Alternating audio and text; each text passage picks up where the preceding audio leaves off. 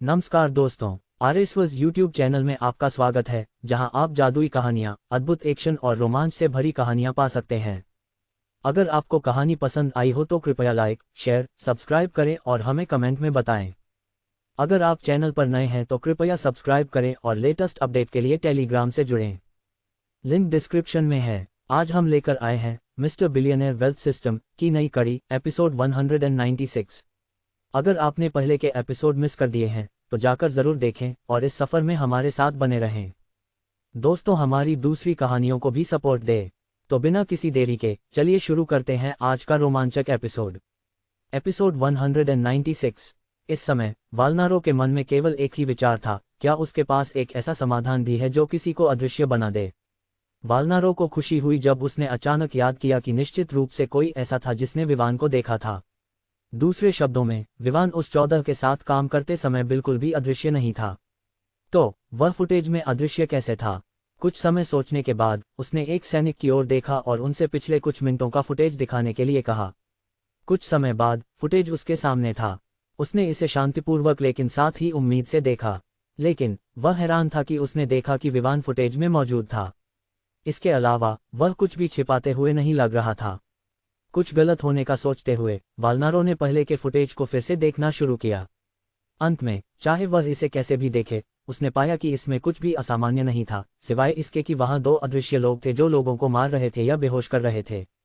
और जो चीज वालनारो के होंठों को चिढ़ा रही थी वह ये थी कि वह स्पष्ट रूप से उन हथियारों को देख सकता था जो उस व्यक्ति के पास थे। कंधे पर लटकी वॉकी टॉकी और अदृश्य बेल्ट से पकड़ी गई पिस्तौल। इसे देखते हुए उसे ऐसा लग रहा था जैसे कोई व्यक्ति आया हो और एक रबर से व्यक्ति को मिटा दिया हो, केवल हथियारों को छोड़कर। ये केवल एक ही चीज हो सकती है। कोई ऐसा है जिसके पास महान कंप्यूटर कौशल है और जो यहाँ वीडियो को अपनी इच्छानुसार आसानी से बना सकता है। और उस व्यक्ति के कौशल इतने उच्च हैं कि वे ये दिखा सकते हैं कि जो वीडियो वे देख रहे थे वह मूल था और संपादित नहीं किया गया था। वालनारो ने कहा, लेकिन कप्तान, ऐसा कौन है जो ऐसा कर सकता है? हमारी कंपनी के सभी कंप्यूटर विशेषज्ञों ने देखने की कोशिश की, लेकिन उन्होंने कोई छिद्र नहीं पाया। उपकप्तान, जो विवान द्वारा पीटा गया था, ने कहा। हालांकि कंपनी सैनिकों के लिए थी, वहां अन्य लोग थे जिनके पास कई कौशल थे जो अन्य क्षेत्रों से थे। इसके अलावा उन्हें अपने क्षेत्रों में विशेषज्ञ माना जाता था। इन सभी कंप्यूटर विशेषज्ञों ने वीडियो को देखने की कोशिश की कि क्या ये संपादित किया गया था, लेकिन अंत में उन्होंने कुछ भी गलत नहीं पाया। हालांकि वे निश्चित थे कि वीडियो संपादित किया गया था क्योंकि कोई भी, चाहे जो भी हो, विवान और श्रेयंका को कार्रवाई करते हुए देख चुका था। फुटेज में वे दोनों अदृश्य थे। वालनारो केवल अपनी आंखें संकुचित कर सकता था क्योंकि उसने कुछ सोचा। शायद यह आदमी उतना साधारण नहीं है जितना वह दिखता है। शायद उसके पास एक टीम है जो तकनीकी मामलों में इतनी अच्छी है, विज्ञान विभाग के अलावा। जैसे ही उसने ये शब्द कहे, वालनारो अब संदेह करने लगा कि क्या वे वास्तव में विवान पर कुछ भी खोज पाएंगे। वह आसानी से अपने लड़ाई के वीडियो को इस हद तक संपादित कर सकता था कि उसके सबसे अच्छे लोग उसमें कुछ भी गलत नहीं पा सकें। लेकिन जब कोई इसे देखता तो कुछ गलत था। तो उसने शायद अपनी जानकारी छिपा ली थी, या उसने शायद नकली जानकारी छोड़ दी थी। अंत में वह बहुत कुशल था। जो वालनारो नहीं जानता था वह ये था कि वह सब कुछ सही था, सिवाय इसके कि इसके पीछे का व्यक्ति श्रेयंका थी। अगर उसे इस बात का पता होता तो वालनारो निश्चित रूप से उसे भर्ती करने के लिए हर संभव प्रयास करता। आखिरकार श्रेयंका एक ऐसी व्यक्ति थी जिसके पास ताकत और कौशल दोनों थे। अगर यह सामान्य हमले होते तो वह अच्छी थी, और अगर यह साइबर हमले की बात होती तो वह और भी बेहतर हो सकती थी। शायद हैकिंग का उपयोग करके जासूसी भी संभव हो सकती थी। इस मुद्दे को इस समय के लिए छोड़ दो। आज यहाँ हुई घटना के किसी भी सबूत को खोजने की कोशिश करो। फुटेज को सुरक्षित रखा जाना चाहिए ताकि जब हम खत्म हो जाएं, आगे की जांच कर सकें। वालनारो ने कहा, जी कप्तान। उसके चारों ओर के सैनिकों ने जवाब दिया। ओह, एक और बात, मैं चाहता हूं कि जो 3 लोग बेहोश पाए गए थे उन्हें जल्द से जल्द पूछताछ की जाए। और मैं परिणाम चाहता हूं। जैसे कि वे हमेशा बात नहीं करते, मुझे ऐसी कोई परिणाम सुनने की आवश्यकता नहीं है। मैं जानना चाहता हूं कि उन्होंने होटल को अपना लक्ष्य क्यों चुना, चाहे जो भी हो। जैसे ही उसने ये कहा, वालनारो गंभीर था। वह जानता था कि यहाँ से संबंधित जानकारी महत्वपूर्ण होने वाली थी। हालांकि यह इतना महत्वपूर्ण नहीं हो सकता क्योंकि वह जानता था कि यहाँ भेजा गया समूह अपने मौत के लिए भेजा गया था। कम से कम वह सुनिश्चित था कि वह देश में एक गद्दार को पकड़ सकता है और उसे कोई कार्रवाई करने की आवश्यकता नहीं होगी। वह बस विवान को उस गद्दार का ध्यान रखने देगा जबकि वह किनारे से विवान की असली ताकत को समझने की कोशिश करेगा। जी कप्तान, ये जानकर कि वालनारो ने जो कहा था वह गंभीर था, सैनिकों ने और समय बर्बाद करने की हिम्मत नहीं की और तुरंत कार्रवाई करने का निर्णय लिया। अलिप्सस डॉट विवान को नहीं पता था कि वालनारो की तरफ क्या हो रहा है, लेकिन वह पहले से ही इसकी कल्पना कर सकता था क्योंकि ये कुछ ऐसा था जिसे उसने श्रेयंका को संभालने के लिए कहा था। हालांकि यह सच था कि उसने उसे स्थिति को संभालने के लिए कहा था, उसने कभी नहीं कहा कि वह वालनारो और उसके विशेषज्ञों का मजाक बनाए। लेकिन अगर उसे पता होता कि यही हुआ है तो वह निश्चित रूप से उसका बहुत धन्यवाद करता। ठीक है, मैं इस समय गोल गोल बातें नहीं करूंगा और मैं स्पष्ट रहूंगा। मुझे पता है कि यहाँ कई हताहत हुए हैं, लेकिन मुझे इस समय ये नहीं पता कि यहाँ क्या हुआ और इसके पीछे का कारण क्या था। विवान ने जारी रखा, और इसलिए मैं चाहता हूं कि आप सभी एक सप्ताह की छुट्टी लें। इस एक सप्ताह के दौरान काम पर मत आना, आप बस आराम कर सकते हैं और खुद को एकत्रित करने की कोशिश कर सकते हैं। जहां तक आपकी सैलरी और अन्य मामलों की बात है, उसके बारे में चिंता करने की कोई आवश्यकता नहीं है। विवान ने इस निर्णय पर पहुंचते हुए कहा। हालांकि वह जानता था कि होटल को बंद करना निश्चित रूप से कई नुकसान का कारण बनेगा, उसके लिए ये कुछ भी नहीं था। वह सिस्टम की मदद से सभी को पुनः प्राप्त कर सकता था। इसके अलावा वर्तमान में होटल में एक गंभीर माहौल था, उसे स्थिति के शांत होने का इंतजार करना होगा, और उसने सोचा कि एक सप्ताह काफी होगा ताकि उसके सभी कर्मचारी खुद को संभाल सकें इससे पहले कि वह आवश्यक परिवर्तन करना शुरू करे। कॉन्फ्रेंस रूम में 30 से अधिक लोग विवान के शब्दों से बहुत हैरान थे। उन्होंने पहले कभी अपने बॉस को ऐसा करते नहीं देखा था, वह वास्तव में अपने कर्मचारियों के प्रति ऐसा हो सकता था। अब वे सोच रहे थे कि वह पहले क्यों नहीं आए, शायद उनकी स्थिति इससे बेहतर होती। विवान ने तब तक इंतजार किया जब तक कमरे में शोर शांत नहीं हो गया, फिर उसने फिर से बोलना शुरू किया। अब जाने से पहले मैं चाहता हूं कि मुझे आज के हमलों के पीड़ितों के बारे में जितनी जानकारी मिल सके वह मिल जाए। उनके परिवारों को हमारे होटल से मुआवजा मिलेगा। हालांकि मुझे पता है कि पैसे और हमारे होटल से समर्थन उन परिवारों के लिए जो अपने प्रियजनों को खो चुके हैं की कमी को पूरा नहीं कर सकता, लेकिन यह अंत में कुछ करेगा। विवान ने जारी रखा। प्रबंधन स्टाफ विवान के शब्दों से फिर से हैरान था। सामान्यतः ये सरकार होती थी जो मुआवजा देती थी क्योंकि यह मामला सार्वजनिक सुरक्षा से संबंधित था और होटल की गलती नहीं थी। लेकिन अंत में उनके बॉस ने तय किया कि वह भी यहाँ हुए नुकसान के लिए मुआवजा देगा। ठीक है, जिन परिवारों के सदस्यों की यहाँ मृत्यु हुई है उनके लिए, जो ग्राहक थे, उन्हें प्रत्येक को 10 रुपीस करोड़ का मुआवजा मिलेगा। जैसे ही राशि का उल्लेख किया गया, वीर और शांत नहीं रह सकी। 10 रुपीस करोड़ एक ऐसी राशि थी जिसे वे आसानी से नहीं छू सकते थे, यहाँ तक कि एक बड़े होटल के शीर्ष प्रबंधन के लिए भी। लेकिन अब उन परिवारों को जो यहाँ भोजन करने आए थे और जिन्होंने अपने प्रियजनों को खो दिया था, उन्हें प्रत्येक को 10 रुपीस करोड़ मिलेगा। उनके बॉस कितने अमीर थे, उन्होंने अपने आप से पूछा। जहाँ तक हमारे होटल के कर्मचारियों की बात है, उनके परिवारों को प्रत्येक को 1510 INR मिलेगा। अगर उनके बच्चे हैं तो उनकी शिक्षा और स्वास्थ्य से संबंधित सभी चीजों का ध्यान होटल रखेगा। बूम! एक और बम उन लोगों के दिलों में गिरा जो सुन रहे थे। एक पल के लिए वे लगभग चाहते थे कि उनके परिवार के सदस्य यहाँ होटल में मर जाएं। लेकिन उस विचार को अगले ही पल खारिज कर दिया गया क्योंकि कोई भी अपने प्रियजन को खोना नहीं चाहता था। ठीक है, अब आप जा सकते हैं, लेकिन जो मैंने कहा उसे मत भूलना। मैं चाहता हूं कि आज के पीड़ितों के बारे में सभी आवश्यक जानकारी मुझे मिल जाए। और मैं आपको चेतावनी देता हूं, आप इस मौके का फायदा उठाने की कोशिश मत करना। अगर आप ऐसा करते हैं तो आपका अंत अच्छा नहीं होगा। विवान ने याद दिलाया। उसकी आवाज ठंडी थी जब उसने धोखा देने का उल्लेख किया। वह जानता था कि निश्चित रूप से कुछ लोग उसे धोखा देने की कोशिश करेंगे, ये दिखाते हुए कि उनके पास कोई ऐसा व्यक्ति है जो उनके परिवार का सदस्य था और मर गया। ठीक है, जब आप वापस आएंगे तो मैं चाहता हूं कि आप हमारे प्रतिस्पर्धियों के बारे में सभी आवश्यक जानकारी प्राप्त करें। इसके अलावा जब आप छुट्टी से वापस आएं तो होटल का स्थान बदलने के लिए तैयार रहें। विवान ने कहा, ठीक है, जब आप वापस आएंगे तो मैं चाहता हूं कि मुझे हमारे प्रतिस्पर्धियों के बारे में सभी आवश्यक जानकारी मिले। इसके अलावा जब आप छुट्टी से वापस आएं तो होटल का स्थान बदलने के लिए तैयार रहें। विवान ने कहा। कुछ और निर्देश देने के बाद विवान ने सोचा कि ये काफी है और छोड़ने का निर्णय लिया। जहां तक स्थानांतरण के मुद्दों की बात है जो उसने अभी उल्लेख किया था, वह श्रेयंका संभालेगी। आखिरकार बहुत सारी जानकारी थी जिसे संभालना था और उसके लिए गणनाएं जोड़नी थीं। ये कुछ ऐसा था जिसे विवान इस समय छूना नहीं चाहता था, क्योंकि यह उसे अपने कैंपस जीवन की याद दिलाता था। हालांकि उसे अपने कैंपस जीवन से नफरत नहीं थी, लेकिन वह इस समय इसमें शामिल नहीं होना चाहता था। जब वे भवन से बाहर निकल रहे थे, विवान ने देखा कि वालनारो होटल के प्रवेश द्वार पर उसका इंतजार कर रहा था। यह उसके लिए कोई आश्चर्य की बात नहीं थी, क्योंकि विवान को यकीन था कि वालनारो ने नहीं देखा कि उसने यहाँ लोगों के साथ कैसे निपटा। क्या हुआ कप्तान? विवान ने मुस्कुराते हुए पूछा। हालांकि उसके सामने का कप्तान अपने सैनिकों के लिए गंभीर था, विवान को औपचारिकताओं के साथ आने वाली कठोरता पसंद नहीं थी। इसलिए वह चीजों को सरल रखता था जब तक कि उसे ऐसा करने की आवश्यकता न हो। वालनारो के होंठों में हल्की सी हरकत हुई जब उसने देखा कि विवान कितना बेपरवाह है। उसे यकीन था कि विवान जानता था कि वह यहाँ क्यों इंतजार कर रहा है, लेकिन वह बेवकूफ़ बनने का नाटक कर रहा था। फिर भी वह था जो विवान के बारे में कुछ जानकारी प्राप्त करना चाहता था और न कि इसके विपरीत। इसलिए उसे विवान के रवैये की परवाह किए बिना आवश्यक कदम उठाने थे। तुम सच में बहुत कुछ छिपाते हो, वालनारो ने विवान की आंखों में सीधे देखते हुए कहा। विवान ने हल्की मुस्कान के साथ उसकी ओर देखा और कहा, यह नहीं है कि मैं बहुत कुछ छिपा रहा हूँ, बस इतना है कि मैं लोगों को अपने बारे में बताने नहीं जा रहा हूँ, है ना? तो अगर तुम मेरे बारे में जानना चाहते हो तो तुम बस पूछ सकते हो।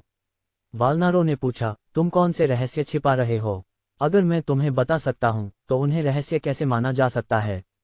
इसके अलावा रहस्य को रहस्य ही रखा जाना चाहिए, विवान ने उत्तर दिया। हे, तुमने कहा कि मुझे बस पूछना है। मैंने पूछा है, लेकिन तुम अभी भी मुझसे सच छिपा रहे हो। वालनारो ने दबाव डाला। अब तुम गलत हो। मैंने पहले स्थान पर कभी झूठ नहीं बोला। मैंने बस तुम्हें कुछ नहीं बताया, विवान ने सिर हिलाते हुए जवाब दिया। ठीक है, मैं सीधे मुद्दे पर आता हूँ। तुम्हारे पास किस प्रकार के हैकर हैं? क्या तुम सोचते हो कि हम उन्हें भर्ती कर सकते हैं?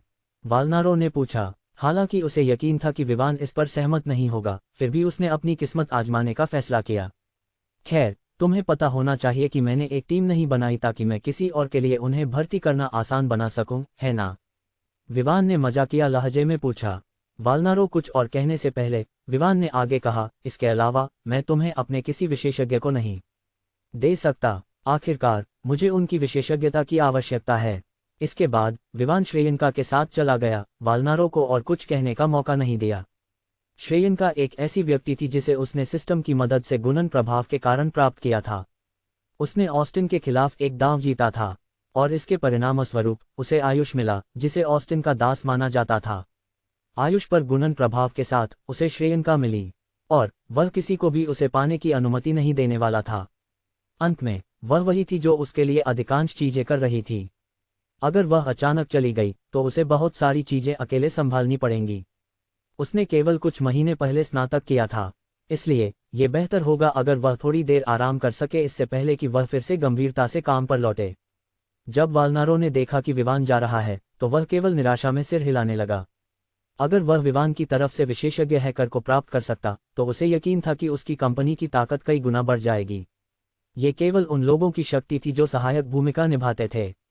एक विशेषज्ञ के साथ जो दुश्मनों की योजनाओं पर जासूसी कर सकता था, वह उन्हें पूरी तैयारी के बाद संभाल सकता था, जिसमें विफलता की संभावना कम थी। रॉबिन, उन सैनिकों को बताओ जो जानकारी के प्रभारी हैं कि वे विवान के बारे में कोई जानकारी स्थानांतरित न करें। मैं इस मामले को व्यक्तिगत रूप से संभालना चाहता हूँ। वालनारो ने उपकप्तान की ओर देखा जो विवान द्वारा नहीं पीटा गया था और निर्देश दिया। जी कप्तान, रॉबिन ने जवाब दिया और संदेश भेजने के लिए संचारक उठाया। अलिप्सस डॉट। हालांकि विवान हेलीकॉप्टर का उपयोग करके आसानी से एडेंस रेसिडेंशियल बिल्डिंग तक पहुंच सकता था, उसने सोचा कि वह अपनी कार यहां नहीं छोड़ सकता। इसके अलावा अगर वहां कुछ हो रहा था तो वह किसी भी समय हेलीकॉप्टर में सवार हो सकता था। जब वे कार में बैठे, श्रेयंका ने ड्राइव करने की इच्छा जताई, लेकिन विवान ने उसे रोक दिया। मुझे ये करने दो, तुम आगे बढ़कर एडेंस रेसिडेंशियल बिल्डिंग के डेटा पर ध्यान दे सकती हो। सीसीटीवी फुटेज देखो और देखो कि वहां कोई समस्या है या नहीं, विवान ने कहा जब उसने स्टीयरिंग व्हील संभाला। जी मास्टर, श्रेयंका ने सिर हिलाया और कार में बैठ गई। उसने पहले ही अपनी लैपटॉप वापस ले ली थी जिसका उपयोग उसने यहां आने के लिए किया था, इसलिए उसने तुरंत विवान द्वारा दिए गए निर्देशों का पालन करना शुरू कर दिया। विवान ने फिर एडेंस रेसिडेंशियल बिल्डिंग की ओर ड्राइव करना शुरू किया। ये होटल से बहुत दूर नहीं था, वहां पहुंचने में 40 मिनट का समय लगता। भाग्य से आसपास का क्षेत्र अब कई कारों से साफ था। दूसरे शब्दों में, जब विवान होटल की ओर जा रहा था तब जो जाम था वह इस समय नहीं था। इसके परिणामस्वरूप विवान लगभग 15 मिनट में एडेंस रेसिडेंशियल बिल्डिंग पहुंच गया। खैर, ये तब था जब श्रेयंका ने पुष्टि की कि वहां कुछ भी गलत नहीं था। इससे विवान ये पुष्टि कर सकता था कि कोई विशेष रूप से उसे लक्ष्य नहीं बना रहा था। अगर कुछ लक्षित किया जा रहा था तो वह मुख्य ग्लेज होटल होगा। जहां तक अन्य शहरों में फैली शाखाओं की बात है, वे इस समय ठीक थीं। हालांकि उसे यकीन नहीं था कि उन्हें जल्द ही हमला किया जाएगा या नहीं। विवान योजना बना रहा था कि ट्रेसी एक समूह के भाड़े के सैनिकों को संगठित करे ताकि वे वहां सुरक्षा के रूप में काम कर सकें। हालांकि वे सुरक्षा के रूप में होंगे, उन्हें चारों ओर खड़े होने की आवश्यकता नहीं होगी। वे केवल होटलों की आपात स्थितियों का जवाब देंगे। लेकिन निश्चित रूप से ये विशेष टीम के सदस्यों का काम होगा। जब वे भवन के सामने पहुंचे, विवान को आश्चर्यचकित होने से नहीं रोक सका। सिस्टम वास्तव में कुछ खास था। उसने आसानी से उसे भवन सौंप दिया था। अनावश्यक विचारों को अपने मन से झटकने के बाद विवान ने अपना फोन निकाला और एक कॉल की। वह रेसिडेंशियल बिल्डिंग के प्रबंधक को कॉल कर रहा था, और जैसे ही उसने कॉल की, वह और श्रेयंका चारों ओर घूमने लगे, जगह से परिचित होने की कोशिश कर रहे थे। नमस्ते बॉस, एल्विस ने कॉल का जवाब दिया जब उसने देखा कि विवान कॉल कर रहा है। आप इस समय कहाँ हैं? विवान ने पूछा। मैं रेसिडेंशियल बिल्डिंग प्रबंधन कार्यालय में हूँ, एल्विस ने जवाब दिया। मैं इस समय भवन के पहले मंजिल पर हूँ। क्या आप मुझे बता सकते हैं कि ये कार्यालय कहाँ पाया जा सकता है? विवान ने पूछा। हाँ, ये सबसे ऊपरी मंजिल पर है। क्या मैं आकर आपको ले आऊं? एल्विस ने पूछा। उसकी कोई आवश्यकता नहीं है। विवान ने प्रस्ताव को ठुकरा दिया और दोनों लिफ्ट में चढ़ गए। वे सबसे ऊपरी मंजिल 5O मंजिल की ओर जा रहे थे, इसलिए वहां पहुंचने में उन्हें कुछ समय लगेगा, भले ही वे लिफ्ट का उपयोग कर रहे हों। जैसे ही वे लिफ्ट से बाहर निकले, विवान ने देखा कि एक व्यक्ति उसके सामने खड़ा था। उसके लुक से वह इसके खुलने का इंतजार कर रहा था। वह एक ऐसा आदमी था जो अपनी 30 के दशक के अंत में लग रहा था। उसने वर्तमान में एक साधारण सफेद शर्ट, काले पैंट और काली टाई पहन रखी थी। वह कुछ नर्वस लग रहा था। जैसे ही एल्विस ने विवान को देखा, उसने चौड़ी मुस्कान के साथ उसका स्वागत किया। नमस्ते बॉस, स्वागत है। विवान ने बस सिर हिलाया और चारों ओर देखा। हालांकि उसने पहले कभी एल्विस को नहीं देखा था, लेकिन वह पहले से ही जानता था कि यह वही व्यक्ति है जो उनके लिए यहाँ इंतजार कर रहा था। जब वे लिफ्ट से बाहर निकल रहे थे, तब एल्विस ने अंततः श्रेयंका पर ध्यान दिया। ये कहने की आवश्यकता नहीं है, वह उसकी सुंदरता से मंत्रमुग्ध हो गया।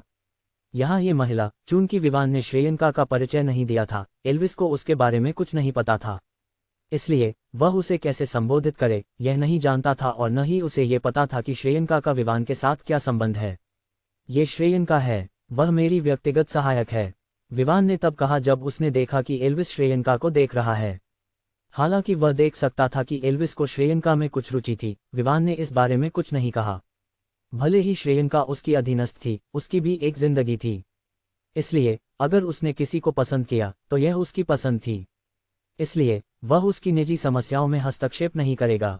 जहां तक यह सवाल है कि क्या एल्विस वास्तव में श्रेयंका का ध्यान आकर्षित कर सकता है, ये कुछ ऐसा था जिसे श्रेयंका खुद तय करेगी। जब एल्विस ने सुना कि श्रेयंका विवान की व्यक्तिगत सहायक है, तो उसकी आंखों में रुचि की आग तुरंत बुझ गई। हालांकि श्रेयंका केवल विवान की व्यक्तिगत सहायक थी, वह एक ऐसा स्तर था जिसका वह तुलना नहीं कर सकता था। दूसरे शब्दों में, वह श्रेयंका से बहुत हीन था। इसलिए यहाँ तक कि वह खुद भी विश्वास नहीं करता था कि वह किसी ऐसे व्यक्ति में रुचि रख सकता है। फिर भी विवान यहाँ एक कारण से था। वह यहाँ ये देखने के लिए नहीं आया था कि यहाँ के निवासी कैसे रह रहे हैं। वह केवल ये जांचने आया था कि क्या एल्विस उस जिम्मेदारी को संभालने के लिए विश्वसनीय था जो भवन का प्रबंधन करने की थी। एल्विस ने फिर सबसे ऊपरी मंजिल का परिचय दिया। यह मंजिल लोगों के रहने के लिए नहीं बनाई गई थी, इसे एक गोदाम के रूप में उपयोग करने के लिए बनाया गया था। और गोदाम के अलावा वहां 3 अलग अलग कार्यालय थे, जिनमें से एक एल्विस का कार्यालय था। कुछ समय तक चारों ओर देखने के बाद विवान ने अंततः जाने का निर्णय लिया। लेकिन जब वे लिफ्ट में चढ़े, विवान ने श्रेयंका की ओर देखा, जिसने फिर सिर हिलाया। श्रेयंका ने सिर हिलाते हुए ये संकेत दिया कि एल्विस अपनी स्थिति को बनाए रखने के लिए पर्याप्त अच्छा नहीं था। इसलिए हालांकि विवान ने अभी तक यहाँ चीजों की स्थिति की जांच नहीं की थी, वह बस एल्विस को पदावनत करने का निर्णय लेगा और श्रेयंका को किसी और को लाने के लिए कहेगा। यहाँ से बाहर निकलने के बाद विवान ने तय किया कि श्रेयंका को शरीर को मजबूत करने वाला समाधान लेना चाहिए। अगला कदम यह था कि वह निश्चित रूप से सान्या के पास जाए ताकि वह उसे वह गोली दे सके जो उसकी सील की गई यादों को पुनः प्राप्त करने में मदद करेगी। जहां तक उन लोगों का सवाल है जो उनके साथ हेलीकॉप्टर में आए थे, उन्हें जीवीएसएल वापस लौटना होगा ताकि वे प्रशिक्षण जारी रख सकें। विवान और श्रेयंका कार में बैठ गए। फिर उसने उसे वह समाधान दिया जो उसके पास बचा था। उसने अब तक कई बोतलें अपने साथ लाई थीं, लेकिन उसने एक ली थी और बाकी दे दी थीं। श्रेयंका ये देखकर हैरान थी कि विवान ने उसे समाधान क्यों दिया। उसकी तरह उसने भी सोचा था कि ये समाधान उसके लिए प्रभावी नहीं होगा। हालांकि वह सोच रही थी कि क्या ये प्रभावी होगा, उसने फिर भी जान लिया कि विवान ने उसे समाधान दिया है ताकि वह इसे ले सके। इसलिए उसने उसके निर्णय पर भरोसा किया और समाधान ले लिया। एक गर्म धारा उसके शरीर में बहने लगी और थोड़ी देर बाद उसने ताकत में वृद्धि महसूस की। पहले वह 6 पुरुषों के समान थी, अब वह 8 पुरुषों के समान थी। दूसरे शब्दों में, वर्तमान में श्रेयंका विवान से अधिक मजबूत थी। हालांकि यह बहुत बड़े अंतर से नहीं था, वह फिर भी मजबूत थी। लेकिन विवान को इसके बारे में नहीं पता था। उसे बस इतना पता था कि वह मजबूत है। उसकी तरह उसने समाधान लेने के बाद कोई दुष्प्रभाव नहीं झेला। जैसे ही उसने अपने शरीर में ताकत में वृद्धि महसूस की, वह समाप्त हो गई। अब जब ये सब हो गया, विवान ने श्रेयंका से विदा ली। उसने उसे अपनी जिम्मेदारियों को निभाने दिया क्योंकि उसके पास इस समय बहुत कुछ था। दूसरी ओर उसने एक कैब ली और सान्या के पास जाने लगा। उसने पहले ही उससे पूछा था और उसने उसे बताया था कि वह इस समय कार्यालय में है और यह निश्चित रूप से उसकी मां की कंपनी थी। हालांकि उसे सान्या की मां से मिलने में कोई आपत्ति नहीं थी, वह ये करना चाहता था कि सान्या अपनी यादें प्राप्त करे। कुछ समय बाद विवान एक भवन के सामने पहुंच गया। यही सान्या की कॉस्मेटिक्स कंपनी स्थित थी। कंपनी का नाम एंजल्स प्रोमिनेंस था। हालांकि यह इस भवन में स्थित थी, कंपनी ने पूरे भवन का स्वामित्व नहीं लिया था। इसके बजाय उन्होंने यहाँ केवल 2 मंजिलें ही खरीदी थीं। जहां तक गोदामों का सवाल है, वे विभिन्न स्थानों पर स्थित थे। विवान ने भवन में प्रवेश किया। उसे पहले से ही पता था कि कंपनी 17वीं और 18वीं मंजिल पर स्थित है। जहां तक सान्या का सवाल है, वह निश्चित रूप से 18वीं मंजिल पर थी। जब वह 18वीं मंजिल पर पहुंचा तो उसे काउंटर पर रोका गया। उसे ये बताना पड़ा कि वह किससे मिलने आया है। मैं सान्या से मिलने आया हूं, विवान ने कहा। काउंटर के पीछे बैठी महिला ने उसे अजीब तरीके से देखा। श्रेयंका यहाँ निश्चित रूप से कंपनी के मालिक की एकमात्र वारिस के रूप में अच्छी तरह से जानी जाती थी, इसलिए वह यहाँ काम करने वालों द्वारा बहुत सम्मानित थी। इसके अलावा कॉस्मेटिक उद्योग में कई लोग थे जो उसके बारे में जानते थे। चूंकि वह अपनी मां द्वारा प्रशिक्षित की जा रही थी, ये स्पष्ट था कि उसे कई व्यापारिक सौदों पर चर्चा करनी थी। महिला ने विवान को देखा और सोचा कि क्या वह उन सिम्स में से एक है जो हमेशा यहाँ सान्या से मिलने की कोशिश करते हैं। लेकिन दूसरों के लिए वे हमेशा उसके साथ व्यापार के बारे में चर्चा करने जैसे कई तरीकों से आते थे। लेकिन यह आदमी यहाँ सीधे आकर कह रहा था कि वह उसे देखना चाहता है। सुनिए मिस्टर, मैं यह नहीं कह रही कि मैं आप पर नज़रअंदाज कर रही हूँ।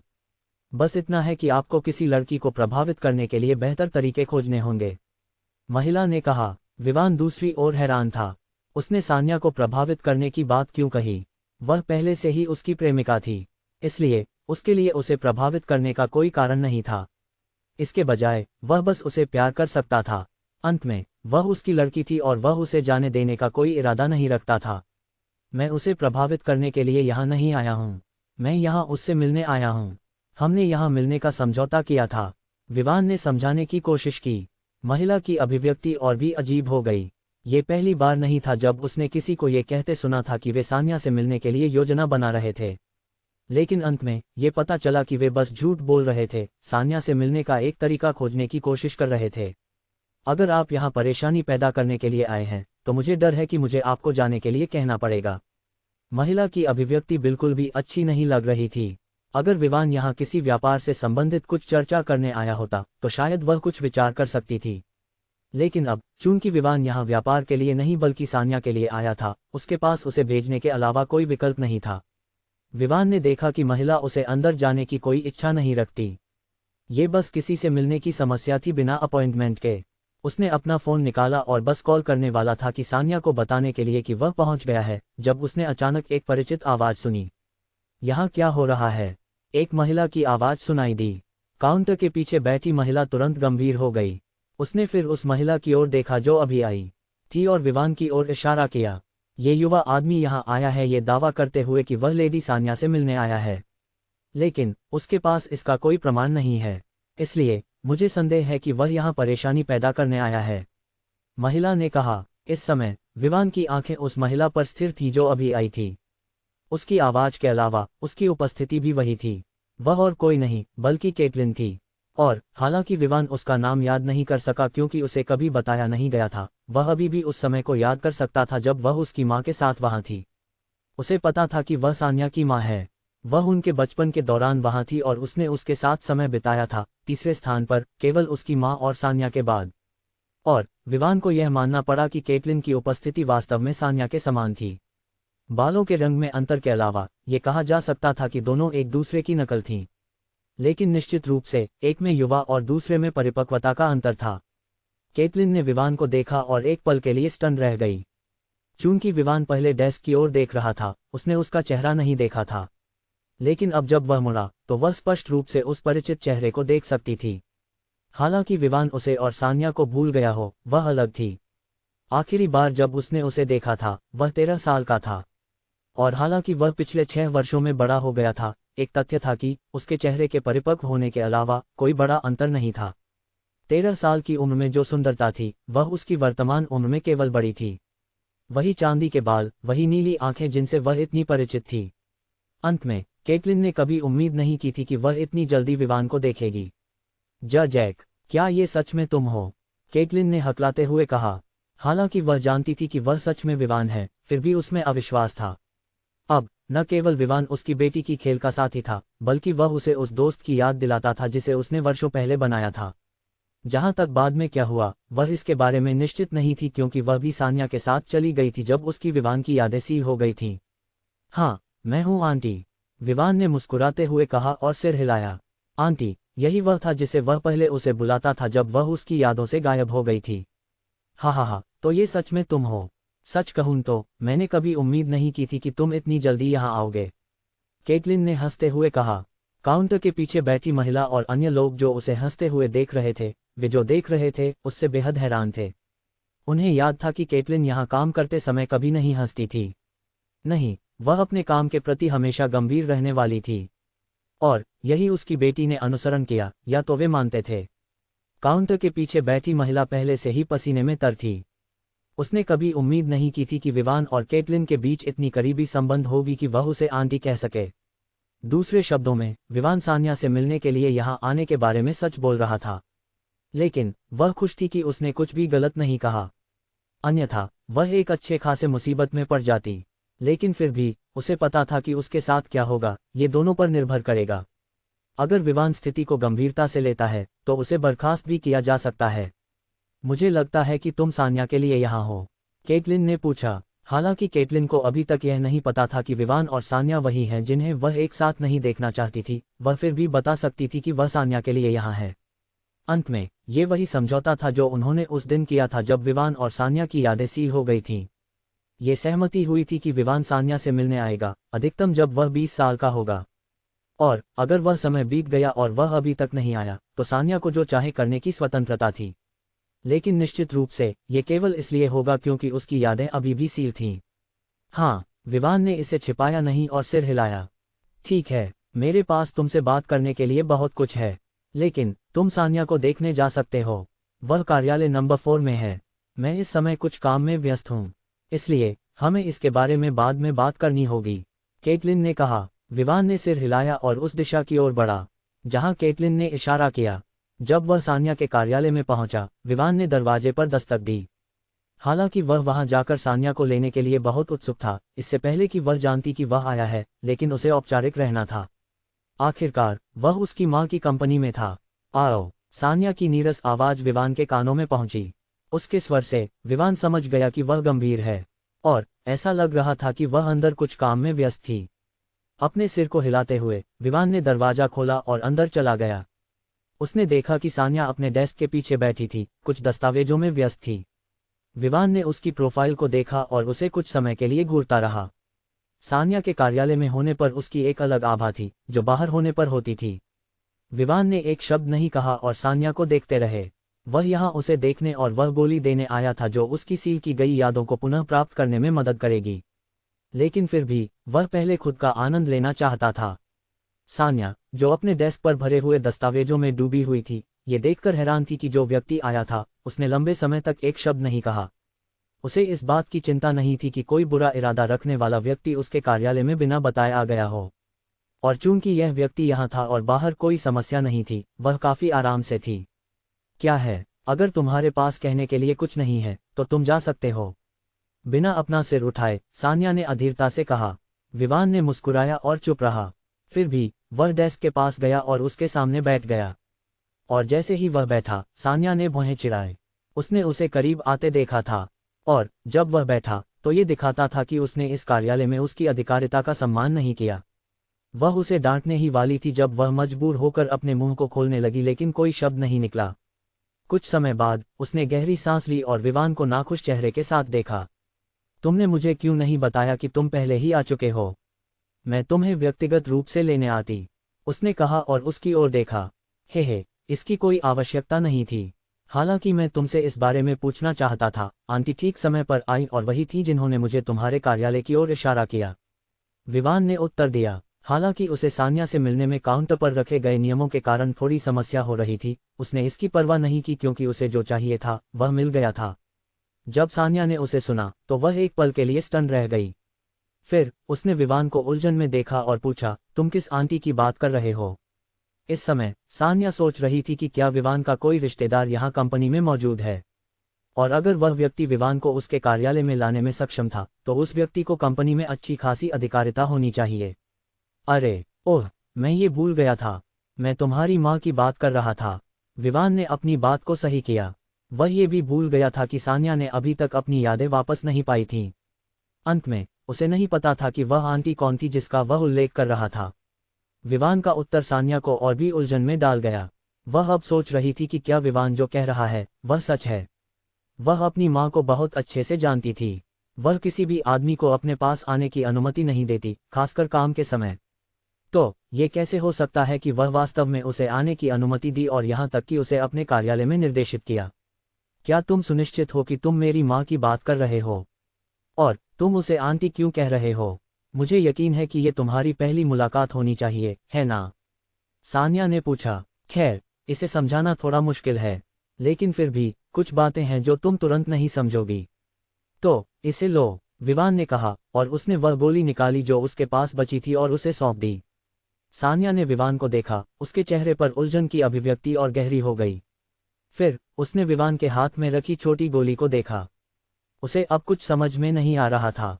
विवान, तुम्हें पता होना चाहिए कि मैं बीमार नहीं हूं, है ना? सान्या ने विवान की ओर देखते हुए पूछा। विवान सान्या के सवाल से चौंक गया।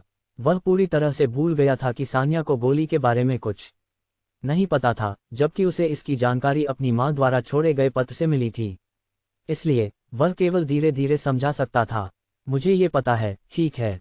तुम जानना चाहती थी कि मैंने तुम्हारी माँ को आंटी क्यों कहा, है ना? बस गोली लो और तुम समझ जाओगी। हालांकि वह उसके शब्दों के बारे में संदेह में थी, उसने फिर भी गोली लेने का निर्णय लिया। उसे पूरा विश्वास था कि विवान उसे किसी भी तरह से नुकसान नहीं पहुंचाएगा। यह ऐसा नहीं था कि वह अंधी थी, यह उसके दिल की गहराइयों से आया था। क्या मुझे पानी का उपयोग करना चाहिए? उसने अपने हाथ में रखी छोटी गोली को देखते हुए पूछा।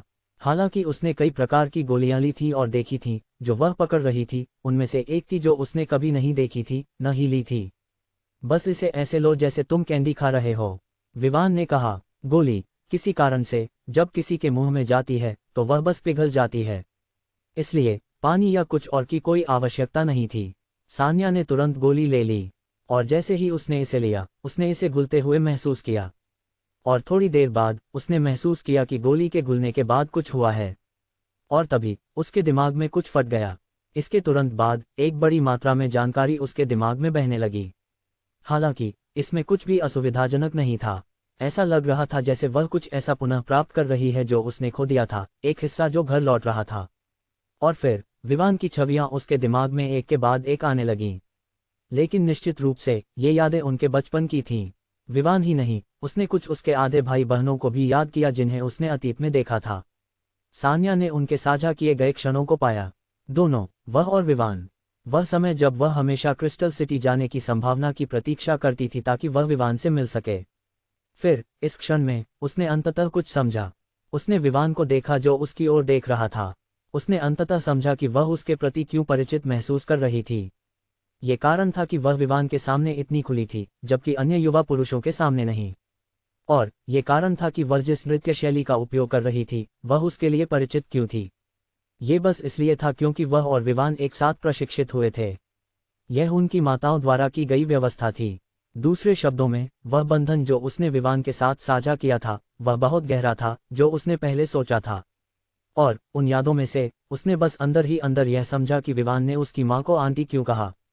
यही वह तरीका था जिससे वह विवान की माँ को भी संबोधित करती थी। अब जब वह एन के बारे में याद कर सकती थी, तो वह पुष्टि कर सकती थी कि जोनाथन ने जो फोटो उन्हें वोलेन सिटी में दिखाया था, वह वास्तव में उसकी थी। लेकिन अब वह बेहद दुखी थी क्योंकि उसे एहसास हुआ कि वह मर चुकी है। एक ही समय में कई प्रकार की भावनाएं उसके दिल में उमड़ने लगी और वह वास्तव में खुद को और अधिक नियंत्रित नहीं कर सकी। विवान, जो सान्या के यादों को पुनः प्राप्त करने का इंतजार कर रहा था, ये देखकर हैरान था कि वह अचानक रोने लगी। यह उसकी अपेक्षाओं से बाहर था। एंजल, क्या ये हो सकता है कि वह गोली लेने के बाद किसी प्रकार के दुष्प्रभाव का सामना कर रही है? विवान चिंतित था। वह अपनी कुर्सी से उठकर सान्या की ओर बढ़ा और स्थिति के बारे में सिस्टम से पूछा। तुम्हें पता होना चाहिए कि सिस्टम ने गोली नहीं दी, है ना? खैर, मैं तुम्हारी इस बार मदद करूंगा। गोली लेने से कोई दुष्प्रभाव नहीं है। ये बस इतना है कि यादों के खोने के कारण जो भावनाएं सील हो गई थीं, वे अचानक वापस आ गई हैं। और अब वह उन्हें फिर से अनुभव कर रही है। विवान ने राहत की सांस ली जब उसने सान्या को अपनी बाहों में ले लिया। सान्या उसकी बाहों में गिर गई और रोने लगी। लेकिन उसके रोने में दुख, गुस्सा, खुशी और उलझन का मिश्रण था। विवान ने उसके सिर पर हाथ फेरा और सान्या को अपने आंसुओं से अपनी शर्ट भिगोने दिया। उसने उसके अनुभव के बारे में जानने के बाद कुछ नहीं कहा। हालांकि उसने भी पहले सील की गई भावनाओं के विस्फोट का अनुभव किया था, वह चीजों को शांतिपूर्वक ले जाने में सक्षम था। वह बहुत प्रभावित नहीं हुआ क्योंकि जो चीज उसे इतना प्रभावित कर सकती थी, वह निश्चित रूप से उसकी माँ की मृत्यु थी। लेकिन उसकी माँ की यादें, जब वह छोटा था तब से लेकर उसकी मृत्यु तक, वहां थीं। केवल वही यादें थीं जो उसने सान्या से संबंधित खोई थीं। लेकिन अंत में, जब वह अपनी यादें पुनः प्राप्त कर रहा था, सान्या पहले से ही उसकी महिला थी।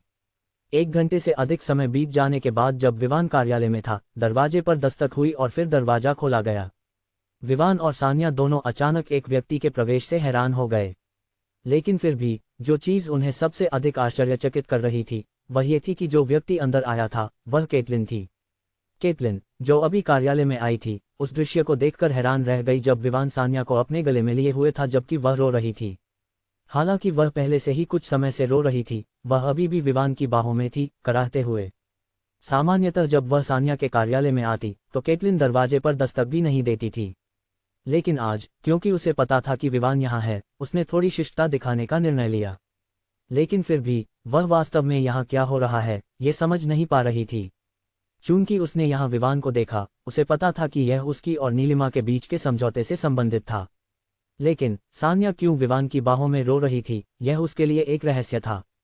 क्या ये हो सकता है कि वह इस बात के लिए दुखी है कि उसने किसी और आदमी के साथ डेटिंग करने की कोशिश की और विवान को भूल गई? केटलिन ने यहाँ हो रही घटनाओं के बारे में अनुमान लगाना शुरू किया। अंत में, उसे ये नहीं पता था कि विवान और सान्या पहले डेटिंग कर रहे थे और वे वही थे जिन्हें वह एक साथ आने से रोकने की कोशिश कर रही थी। क्या तुम मुझे बता सकती हो कि यहाँ क्या हो रहा है?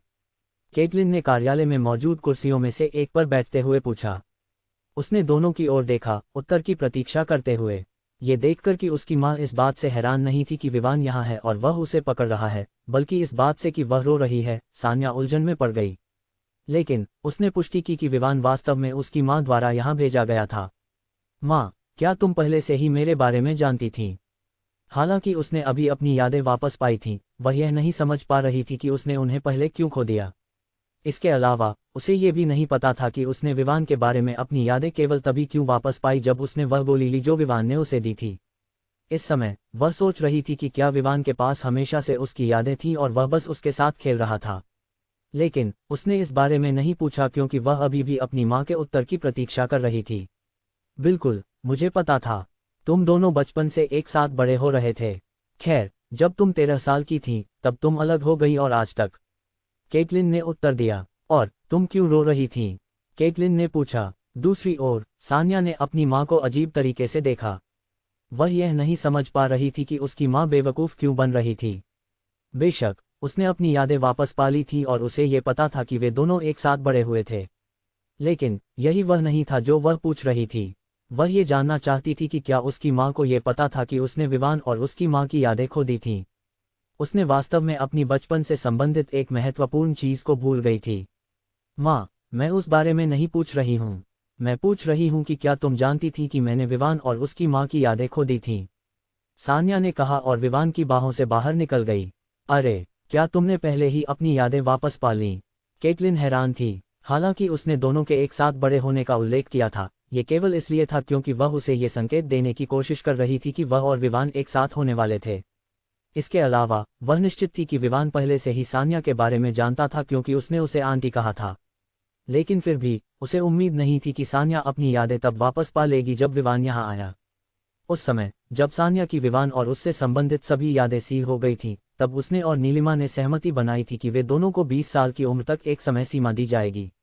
यह नहीं था कि केटलिन ने समय तय किया था, यह नीलिमा थी। हालांकि उसे नहीं पता था कि नीलिमा ने उस समय को क्यों तय किया, उसने फिर भी उस पर भरोसा करने का निर्णय लिया। लेकिन इसके अलावा अगर विवान समय सीमा के बाद सान्या को देखने नहीं आया, तो वह जो चाहती थी वह कर सकती थी। नीलिमा ने सान्या की विवान से संबंधित यादों के बारे में कुछ नहीं कहा। अब जब उसने सुना कि सान्या ने अपनी यादें वापस पा ली हैं, तो वह निश्चित रूप से हैरान थी। वह इसे विवान से जोड़ सकती थी, लेकिन फिर भी वह खुश थी कि सान्या उस स्थिति में वापस आ गई थी जिसमें उसे होना चाहिए था। क्या तुम इसकी उम्मीद नहीं कर रही थीं? न केवल सान्या बल्कि विवान भी हैरान था कि केटलिन को ये नहीं पता था कि सान्या अपनी यादें वापस पा लेगी जब विवान यहाँ आया। बिल्कुल, मुझे इसकी उम्मीद नहीं थी। केटलिन जानती थी कि चीज़ें थोड़ी जटिल हो सकती हैं, इसलिए उसने आगे बढ़कर यह समझाने का निर्णय लिया कि क्या हुआ था। उसने सुनिश्चित किया कि चीज़ें स्पष्ट हों ताकि कोई भी अनुमान न लगाया जा सके। और हालांकि वह निश्चित थी कि विवान पहले से ही इसके बारे में जानता था, उसने बस ये समझाया ताकि ये सुनिश्चित हो सके कि उसने कुछ भी मिस नहीं किया हो। क्या ये इतना गंभीर है? सान्या ने केटलिन के समझाने के बाद पूछा। यह निश्चित रूप से है। जब से मैं याद कर सकती हूँ, नीलिमा ऐसी नहीं थी जो गंभीर चीज़ों के बारे में झूठ बोले। तब जब तुम दोनों की यादें एक दूसरे से सील हो गई थीं, उसने कहा था कि कुछ गंभीर होने वाला है। केटलिन ने कहा, मुझे नहीं पता कि वह किस बारे में बात कर रही थी, लेकिन उसने कहा था कि ये कुछ बड़ा था, और अगर हम दोनों उसके करीब होते तो हम निश्चित रूप से किसी जोखिम में पड़ जाते। और हालांकि मैंने उसे ये समझाने की कोशिश की कि यह आवश्यक नहीं था और मैं उसके साथ रहूंगी, उसने फिर कहा कि यह कुछ ऐसा था जिसे केवल वह ही संभाल सकती थी। जहां तक विवान का सवाल है, हालांकि वह उसके सबसे करीब था, उसने कहा कि उसे कुछ नहीं होगा। तो जब मैं यहाँ विवान को देखती हूँ तो मैं केवल यह मान सकती हूँ कि वह जो कुछ भी कह रही थी वह सच था। लेकिन एक चीज़ है जिसे मैं बिल्कुल नहीं समझती, लेकिन फिर भी मुझे लगता है कि जो कुछ भी वह कह रही थी वह निश्चित रूप से कुछ ऐसा था जिसने उसकी मृत्यु का कारण बना। केटलिन ने समाप्त किया। इस समय विवान देख सकता था कि वह दुखी थी, और उसकी भावनाएं नकली नहीं थी क्योंकि विवान जानता था कि वह केवल अभिनय नहीं कर रही है। लेकिन जो चीज़ उसे उलझा रही थी वह निश्चित रूप से उसकी माँ की मृत्यु से संबंधित थी। ये वही था जो उसने जान लिया था। उसकी माँ को मैरियन ने मारा था और उसने उसे पहले ही मार डाला था। लेकिन वह सोच रहा था कि क्या ये सच था कि उसकी माँ को डर था कि मैरियन केटलिन और सान्या पर हमला करने की कोशिश करेगी। हालांकि विवान को लगता था कि यह संभव है, उसे संदेह था कि वह ग्रेवी परिवार को नाराज करने के जोखिम को ध्यान में रखते हुए ऐसा करेगी। रॉय परिवार निश्चित रूप से ग्रेवी परिवार की नज़रों में कुछ नहीं था। वे उस समय नष्ट हो जाएंगे जब वे ऐसा कुछ करने की कोशिश करेंगे। लेकिन वह अभी भी एक उत्तर नहीं पा सका। ऐसा लग रहा था कि उसे अपनी माँ के मामले के बारे में थोड़ा और शोध करना होगा। फिर केटलिन ने सान्या की ओर देखा और पूछा, क्या तुम अब समझ गई हो कि मैंने तुम्हें उस रिश्ते से क्यों रोका था जिसका तुमने मुझसे जिक्र किया था? सान्या ने यह सुनकर मुंह खोला, लेकिन साथ ही वह केवल ये कह सकती थी कि वह वास्तव में एक भाग्यशाली लड़की है। दूसरी ओर विवान निश्चित रूप से हैरान था कि केटलिन को ऐसा कोई रिश्ता था जिसे उसने मंजूरी नहीं दी थी। वह सोच रहा था कि वह कौन था जिसने उसे पहले डेट किया और फिर उसे रोका। हे, सान्या ने हंसते हुए कहा। फिर उसने अपनी माँ की ओर देखा और पूछा, माँ, क्या तुम जानती हो कि मैं किसके साथ डेटिंग कर रही थी कि तुमने मुझे रोकने का निर्णय लिया? वैसे भी यह कोई बात नहीं है।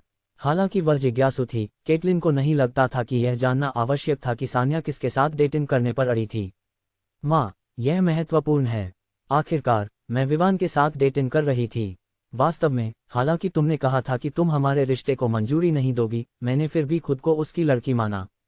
और यही कारण है कि मैंने उसे बताया कि मैं कहाँ थी। सान्या ने मुस्कुराते हुए कहा।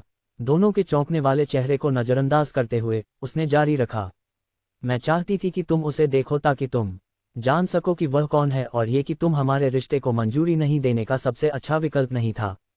अंत में किसे पता था कि हम दोनों का भाग्य एक दूसरे से जुड़ा है।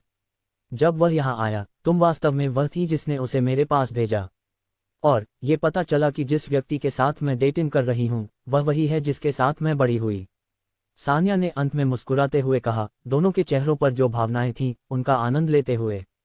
लेकिन वह लंबे समय तक आनंद नहीं ले सकी, क्योंकि कुछ ही सेकंड बाद दोनों ने अपनी स्थिति को संभाल लिया, जिससे वह निराश हो गई। केटलिन ने विवान की ओर देखा और पूछा, तुम दोनों की मुलाकात कब हुई थी? इस बार वह यह जानने के लिए उत्सुक नहीं थी कि वे कब मिले थे, क्योंकि वह उन्हें एक साथ होने से रोकना चाहती थी। इसके बजाय वह वास्तव में कुछ जानने के लिए उत्सुक थी। ये हमारी पहली मुलाकात के बाद से दूसरा महीना होना चाहिए, यादों के सील होने के बाद। बेशक, विवान ने उत्तर दिया। क्या तुम्हारे पास तब यादें थीं? केटलिन ने पूछा। यही वह चीज थी जिसके बारे में वह सबसे अधिक जिज्ञासु थी। सान्या ने भी विवान की ओर देखा, ये जानने के लिए कि क्या हुआ। विवान ने बस सिर हिलाया। फिर उसने कहा, मेरे पास उसकी कोई याद नहीं थी। बस इतना था कि मुझे उसके साथ परिचित महसूस हुआ, लेकिन मैं यह नहीं समझा सकता था कि क्यों। जहां तक यादों का सवाल है, मैंने उन्हें केवल कल वापस पाया जब मैंने सान्या को घर छोड़ दिया। केटलिन जोर से हंस पड़ी और कहा, मुझे लगता है कि तुम दोनों वास्तव में एक दूसरे के लिए बने हो। फिर भी मैं तुम्हारे रिश्ते के बारे में और कुछ नहीं कहूंगी। तुम अपनी गति से आगे बढ़ सकते हो, लेकिन मैं आशा करती हूं कि तुम सही समय से पहले सीमा को पार न करो। सान्या अपनी मां के शब्दों पर शर्मिंदा हो गई, लेकिन फिर भी उसने विवान की ओर एक खुश मुस्कान के साथ देखा। अब जब उसकी मां ने उनके रिश्ते को मंजूरी दे दी थी, उसे नहीं लगता था कि उनके प्रेम के रास्ते में कोई और बाधा होगी। या तो उसने सोचा, मां, तुम्हें कभी भी मेरी आंखों पर संदेह नहीं करना चाहिए, सान्या ने गर्व से कहा। केटलिन ने उस पर बस हंसते हुए प्रतिक्रिया दी, लेकिन साथ ही वह कुछ ऐसा सोच रही थी जो उसके मन को परेशान कर रहा था। मुझे आशा है कि उस युवा व्यक्ति के साथ क्या होगा। मैं आशा करती हूं कि वह दोनों के साथ कुछ न करे, अन्यथा मैं उनके लिए सब कुछ छोड़ने के लिए तैयार रहूंगी। विवान और सान्या को इस समय केटलिन के विचारों के बारे में कुछ नहीं पता था, लेकिन फिर भी तीनों ने थोड़ी देर और बातचीत की। ये एक तरह की पुनर्मिलन की तरह था। हालांकि सान्या अपनी मां और विवान के साथ थी, उसने जो यादें खोई थीं उनके कारण वह कुछ नई चीजें खोज रही थी जिन्हें उसने पूरी तरह से भुला दिया था। और उनमें से एक ये थी कि उसकी मां उतनी ठंडी नहीं थी जितनी वह इन दिनों दिखती थी। इसके बजाय जब विवान की मां वहां होती थी तब वह खुश रहती थी। हालांकि जब सान्या ने नीलिमा को बुला दिया और नीलिमा खुद गायब हो गई, केटलिन के पास काम पर ध्यान केंद्रित करने के अलावा कोई विकल्प नहीं था ताकि वह अपनी कंपनी के स्तर को सुधार सके। लेकिन अंततः वह बस कुछ ऐसा खोजने की कोशिश कर रही थी जो उसे व्यस्त रख सके ताकि वह दुखद चीजों के बारे में न सोचे। लेकिन अब, हालांकि विवान और सान्या उससे छोटे थे, कम से कम वह उनके साथ स्वतंत्र हो सकती थी। और इसलिए उन्होंने लगभग 1 और घंटे तक बात की और हंसी मजाक किया, जब तक कि केटलिन ने तय नहीं किया कि एक क्षण के लिए काफी है। हमारे पास अभी भी बहुत कुछ संभालना है। हाल ही में हमें एक अनुबंध मिला है और इसमें कई चीजें हैं जिनका ध्यान रखना है, केटलिन ने कहा जब वह उठी। सान्या का मूड केवल काम का नाम सुनते ही तुरंत गिर गया। विवान के आसपास होने पर वह कम से कम आराम कर सकती थी और हंस सकती थी, लेकिन अगर उसे काम शुरू करना था तो अंत में चीजें बोरिंग हो जाएंगी। फिर भी उसे पता था कि विवान के पास भी अपनी चीजें होंगी जिनसे उसे निपटना होगा, इसलिए उसने उसे यहाँ रोकने का कोई इरादा नहीं रखा। अंत में वह एक आदमी था। ठीक है आंटी, मुझे भी अभी कुछ चीजें संभालनी हैं, विवान ने भी अपनी सीट से उठते हुए कहा। हालांकि केटलिन जल्द ही उसकी सास बनने वाली थी, चूंकि वह और सान्या अभी तक सगाई नहीं कर चुके थे, वह उसे पहले की तरह आंटी ही बुलाता रहा। तुम इस समय क्या कर रहे हो? केटलिन ने जिज्ञासा से पूछा। अगर विवान के पास इस समय कुछ नहीं था तो वह चाहती थी कि वह यहाँ आकर कंपनी में काम करे। ये वह कम से कम कर सकती थी जो उसने नीलिमा के साथ अपनी दोस्ती के लिए किया। अब जब वह चली गई थी, उसे ये भी पता था कि विवान और नीलिमा के बीच रॉय परिवार में क्या स्थिति थी, इसलिए वह मदद देने के लिए तैयार थी। हालांकि उसने पहले नीलिमा को रॉय परिवार से निपटने में मदद करने की पेशकश की थी, नीलिमा ने मना कर दिया था। लेकिन अब जब नीलिमा यहाँ नहीं थी, वह विवान से कहने पर रॉय परिवार से निपटने के लिए तैयार थी। आखिरकार विवान उसके लिए एक बेटे की तरह था। मैं इस समय कुछ व्यवसाय चला रहा हूँ और अब मुझे एक और मुद्दे से निपटना है जो स्थानांतरण से संबंधित है। विवान ने उत्तर दिया। ठीक है, लेकिन अगर तुम्हें कोई समस्या हो तो मुझे बताना, केटलिन ने पेशकश की। साथ ही वह सोच रही थी, वह अपनी माँ की तरह है, वह आसानी से किसी की मदद नहीं स्वीकार करेगा। अंत में केटलिन ने एक गहरी सांस ली। उसने तय किया कि जब उसे कुछ समय मिले तो वह विवान की पृष्ठभूमि की जांच करेगी। वह ये सुनिश्चित करना चाहती थी कि वह अकेले होने पर कठिनाई का सामना नहीं कर रहा है। अगर वह किसी समस्या का सामना कर रहा था तो वह बस अंधेरे से उसकी मदद करेगी, और अगर रॉय परिवार ने उस पर चालें चलने की कोशिश की तो वह उन्हें एक अच्छी चेतावनी देगी।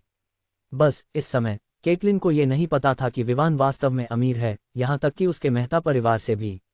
जहाँ तक रॉय परिवार का सवाल है, ये देखना आश्चर्यजनक होगा कि क्या वे अब भी मौजूद हैं। विवान ने उत्तर में सिर हिलाया। चूंकि केटलिन उसके व्यवसाय के बारे में नहीं पूछ रही थी, वह समझाने वाला नहीं था। हालांकि अगर उसने पूछा होता तो वह उसे बता देता, लेकिन फिर भी वह मानता था कि चूंकि सान्या वहां थी, वह अपनी मां को उसके बारे में बता सकती थी। यही वह चीज थी जिसकी वह उम्मीद कर रहा था। अलिप्सस डॉट। जब विवान एंजल्स प्रोमिनेंस से बाहर जा रहा था, वाल्नारो दूसरी ओर अपने हाथों में रिपोर्टों को गहरे चेहरे के साथ देख रहा था। नाम जैक्सन, उम्र 18, निवास नेटवर्थ, अलिप्सस डॉट डॉट। जिस दस्तावेज को वह पकड़ रहा था उस पर विवान का चित्र था, और फिर वहां उसका नाम था जिसमें कोई उपनाम नहीं था। फिर उम्र। इसके अलावा वहां बाकी सब कुछ पूरी तरह से खाली था। हालांकि वहां कुछ जानकारी थी जो उसे पता थी, जैसे कि वह जीवीएसएल और ग्लेस होटल का मालिक था। उसके स्वामित्व आदि के बारे में कोई डेटा नहीं था। वह सारी जानकारी सरकारी कार्यालयों में मौजूद शीर्ष रिकॉर्ड से भी छिपी हुई थी। अब अगर वहां विवान के बारे में कोई जानकारी थी जो वह खोज सकता था, तो वह केवल हॉट कॉपी में थी। कुछ और वहां बिल्कुल कुछ नहीं था। वाल्नारो ने सिर हिलाया और एक गहरी सांस छोड़ी। अंत में वे विवान की तरफ के विशेषज्ञों से मेल नहीं खा सके। वे विवान के बारे में सारी जानकारी छिपा सकते थे, यहाँ तक कि सेना से भी। ऐसा लगता है कि हमें उसके बारे में जानकारी खोजने के लिए पुराने तरीके से जाना होगा, वाल्नारो ने कहा और बेकार के दस्तावेज को एक तरफ रख दिया। फिर उसने रॉबिन की ओर देखा जो उसके पास खड़ा था और पूछा, क्या उन तीनों ने कोई जानकारी दी है? वास्तव में नहीं, हम अभी भी उनसे सभी आवश्यक जानकारी प्राप्त करने की प्रक्रिया में हैं, सभी आवश्यक तरीकों से। रॉबिन पहले से ही पसीना बहा रहा था। उसे पता था कि वाल्नारो का मूड अच्छा नहीं था जब उसे पता चला कि वह विवान के बारे में कोई जानकारी नहीं प्राप्त कर सका। इसलिए अगर वे उन तीनों से जानकारी नहीं प्राप्त कर सके जिन्होंने विवान के होटल पर हमला किया था, तो चीजें निश्चित रूप से खराब हो जाएंगी। ठीक है, जल्दी करो। एक और बात, सूचना विभाग में सभी लोगों को सामान्य तरीकों का उपयोग करके विवान के बारे में सभी जानकारी प्राप्त करने के लिए कहो। उनके पास ये करने के लिए केवल 2 दिन हैं। वाल्नारो खड़ा हुआ और कहा, जी कप्तान। रॉबिन ने तुरंत जवाब दिया और कमरे से बाहर चला गया। वाल्नारो भी नहीं रुका, वह चला गया। वह अपने उच्च अधिकारियों से मिलने जा रहा था ताकि वह विवान की मांग के बारे में उन्हें सूचित कर सके। अलिप्सस डॉट एंजल्स प्रोमिनेंस से बाहर निकलने के बाद विवान ने श्रेयंका से संपर्क किया और पूछा कि क्या वह किसी को अल्फा टॉवर का प्रबंधन करने के लिए व्यवस्थित कर सकती है। टॉवर में कुल 105 मंजिलें थीं। वह इस भवन का उपयोग जैक्सन एंटरप्राइज के मुख्यालय के रूप में करने की योजना बना रहा था। हालांकि उसके पास पहले से ही कंपनियों के लिए कई मुख्यालय थे, वह चाहता था कि ये केंद्रीय प्रबंधन का स्थान हो। इंचोइट शहर में बिजनेस ओवरलॉर्ड बिल्डिंग शहर का मुख्यालय होगी। दूसरे शब्दों में, इसे जैक्सन एंटरप्राइज की एक शाखा कार्यालय के रूप में भी संदर्भित किया जा सकता है। लेकिन एक शहर में, यह उसके अधीन सभी अन्य व्यवसायों के लिए एक मुख्यालय था। जहां तक ग्लेज होटल के यहाँ काटू शहर में स्थानांतरण का सवाल है, वह कुछ ऐसा था जिसे उसे होटल प्रबंधन के जिम्मेदार लोगों को छोड़ देना होगा। हालांकि वह चीजों को श्रेयंका के लिए संभालने के लिए छोड़ सकता था, वह पहले से ही उस काम में इतनी व्यस्त थी जो उसने उसे सौंपा था। जीवीएसएल इस समय स्थिर माना जा सकता है। शायद मैं आयुष को बुला सकता हूं और कुछ अन्य चीजों में मदद करने के लिए कह सकता हूं। विवान ने अपने आप से सोचा। चूंकि उसने आयुष को प्राप्त किया था, उसने उसे केवल जीवीएसएल में वहां के कार्यों को सौंपा था। इसके अलावा उसने उसे कोई जिम्मेदारी नहीं दी थी। ये भी ध्यान में रखते हुए कि श्रेयंका की तरह आयुष भी पूरी तरह से उसके प्रति वफादार था। इसलिए विवान ने तय किया कि वह आयुष को श्रेयंका के पास सौंपेगा। वह उसके लिए कुछ व्यवस्थित करेगी। इस तरह उसके ऊपर का बोझ कम हो जाएगा। जब उसने इन सभी व्यवस्थाओं के साथ काम खत्म कर लिया, विवान ने कैबली और कार्डिनल सुप्रीम होटल की ओर वापस चला गया। वह शरीर को मजबूत करने वाले समाधान की तैयारी शुरू करना चाहता था ताकि वह समय पर उन्हें वितरित कर सके। हालांकि वह कई लोगों को उसके लिए इसे तैयार करने के लिए कह सकता था, वह शुरू में सेना को बड़ी मात्रा में समाधान देने की योजना नहीं बना रहा था। उसे ये सुनिश्चित करना था कि वे जाने कि शरीर को मजबूत करने वाले समाधान का उत्पादन कितना कठिन है। अलिप्सस डॉट। जब वह होटल में अपने कमरे में समाधान तैयार कर रहा था, जोनाथन जेदा निवास में वापस आ गया था। इस समय वह एक सोफे पर बैठा था और उसके सामने एक महिला थी जिसके चांदी के बाल और नीली आंखें थीं। वह खूबसूरत थी, हालांकि वह पहले से ही अपनी 40 के दशक के प्रारंभ में थी। तो तुम मुझे बताओ कि तुम कहाँ गए थे, जोनाथन? अनिता ने जोनाथन को देखते हुए पूछा। वह लगभग एक पूरे साल तक बिना किसी जानकारी के गायब हो गया था। इसने अनिता को घबरा दिया था क्योंकि यह उसे अपनी बहन के साथ हुई घटना की याद दिला रहा था। वर्तमान में वह अपने बेटे को उस स्थिति में नहीं देखना चाहती थी। आखिरकार वह अभी भी अपनी बहन को खोने के दर्द का सामना कर रही थी, और आज तक चूंकि वह नीलिमा से संपर्क नहीं कर सकी, वह अपनी उस निर्णय पर पछता रही थी कि उसने उसे पहले जाने दिया। हालांकि उसके पास इस समय 2 बच्चे थे, जोनाथन उसका एकमात्र बेटा था, इसलिए उसने उसे अपनी बेटी की तरह ही प्यार किया।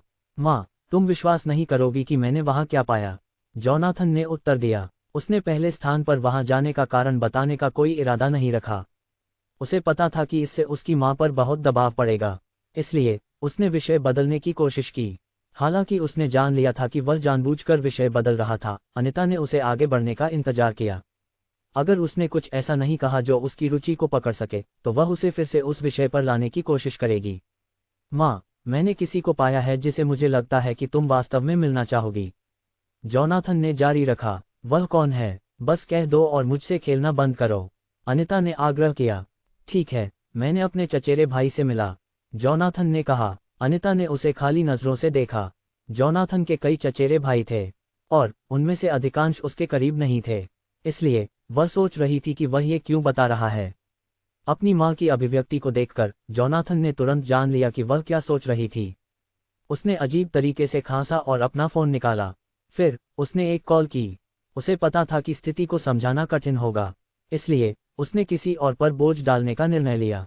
अनिता देखती रही, ये सोचते हुए कि क्या हो रहा है।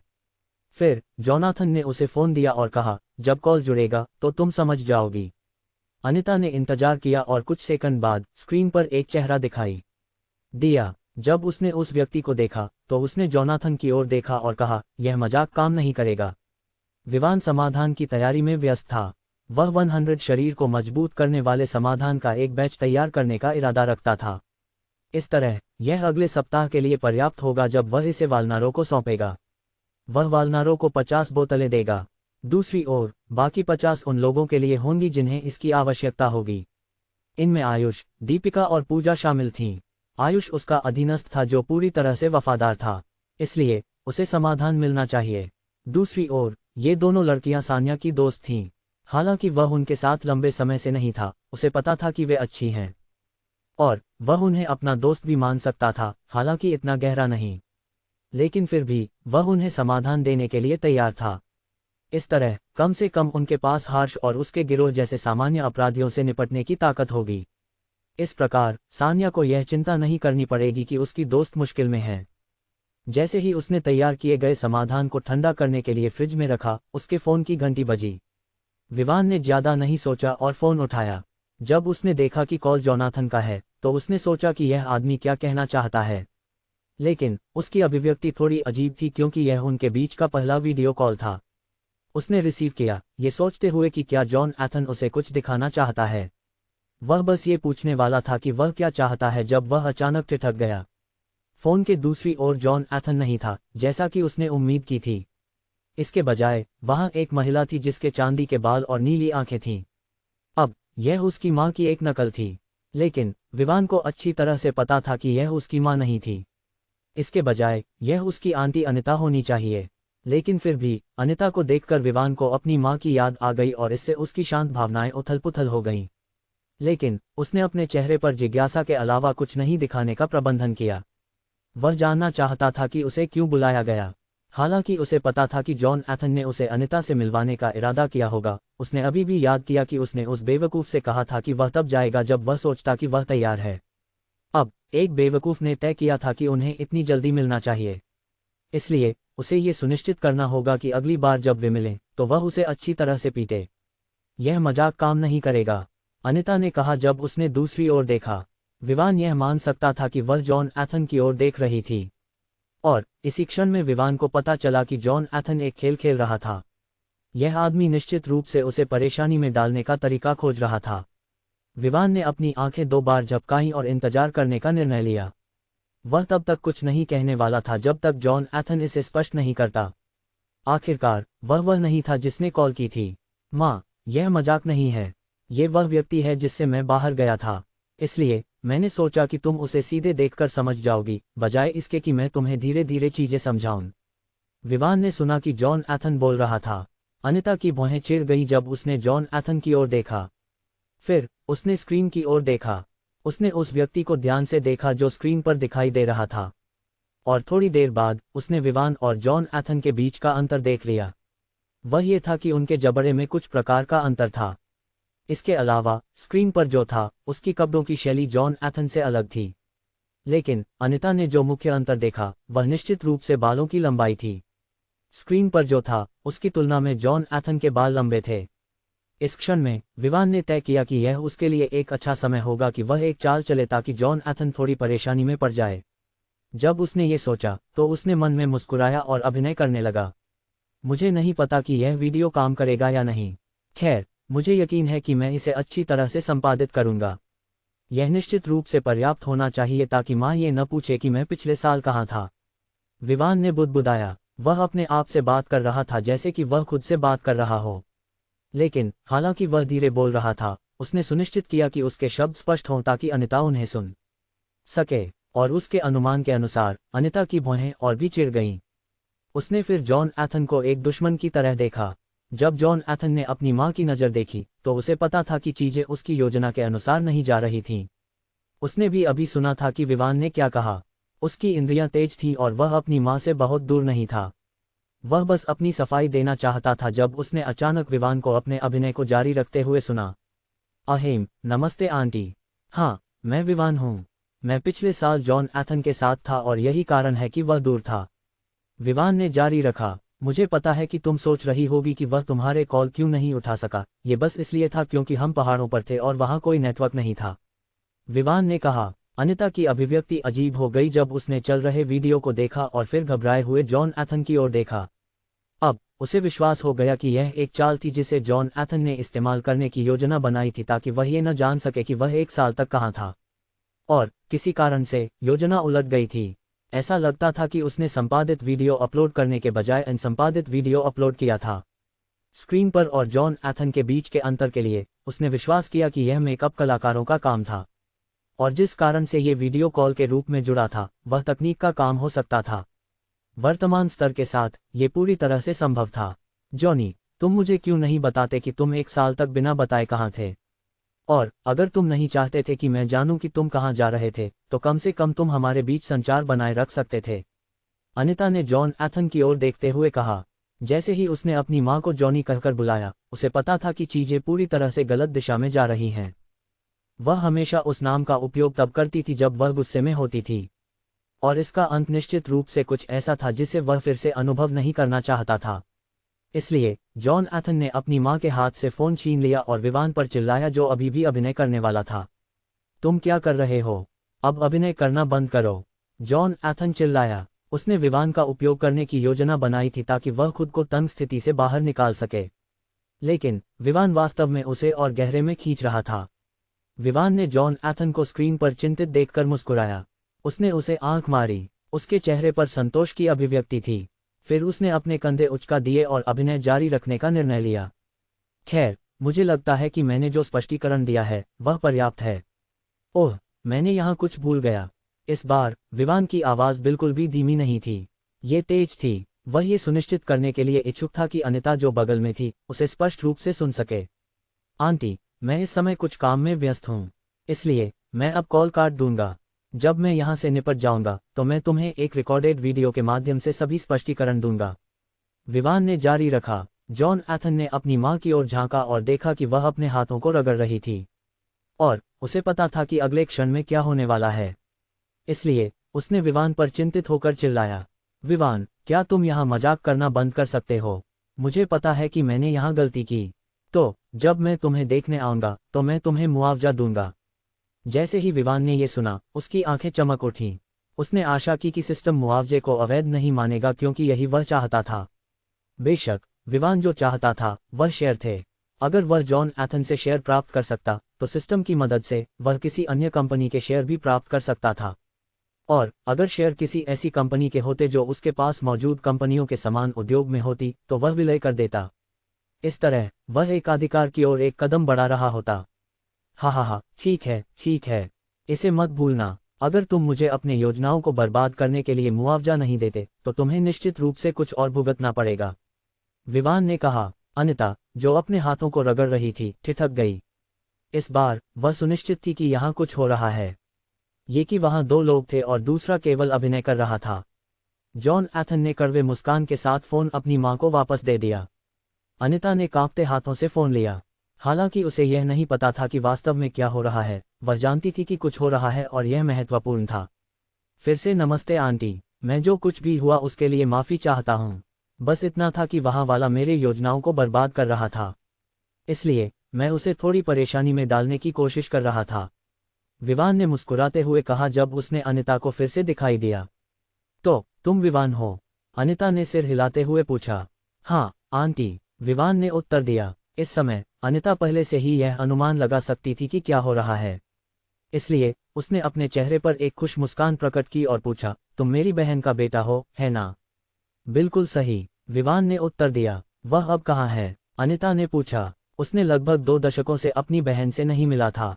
यह उसके लिए उसे बार बार याद करने के लिए पर्याप्त था। उसके पास अपनी बहन से संपर्क करने का कोई तरीका नहीं था, इसलिए वह उसे देखना चाहती थी। यह थोड़ा असंभव है, विवान ने अपने चेहरे पर एक कठोर अभिव्यक्ति के साथ उत्तर दिया। क्यों, क्या नीलिमा के साथ कुछ हुआ? अनिता ने घबराए हुए स्वर में पूछा। विवान ने सिर हिलाया और उत्तर दिया, वह लगभग 4 साल पहले गुजर गई। विवान ने सिर हिलाया और जवाब दिया, वह 4 साल पहले गुजर गई। जैसा कि अपेक्षित था, नीलिमा को यह खबर सुनकर खुशी नहीं हुई। उसने अपनी बहन को 20 साल से अधिक समय से नहीं देखा था। उसे न तो देखने का मौका मिला और न ही उससे एक शब्द भी कहा।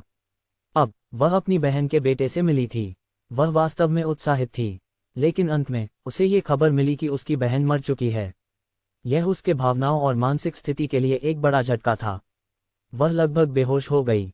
ये सिर्फ विवान नहीं था, बल्कि जोनाथन को भी अपनी मां के इस खबर को सुनने के परिणाम का पता था। इसलिए वह तुरंत आगे बढ़ा और उसे शांत करने की कोशिश की। विवान को भी पता था कि यह उनके बात करने का सही समय नहीं था। वह इस समय अच्छे स्थिति में नहीं थी और इसलिए उसके साथ बात करना बेकार होगा। आंटी, मेरे पास इस समय कुछ काम है, इसलिए जब अगली बार हम बात करेंगे तो मुझे उम्मीद है कि हम आमने सामने बात करेंगे। और जो कुछ भी हुआ उसके बारे में जोनाथन आपको बता सकता है, विवान ने कहा।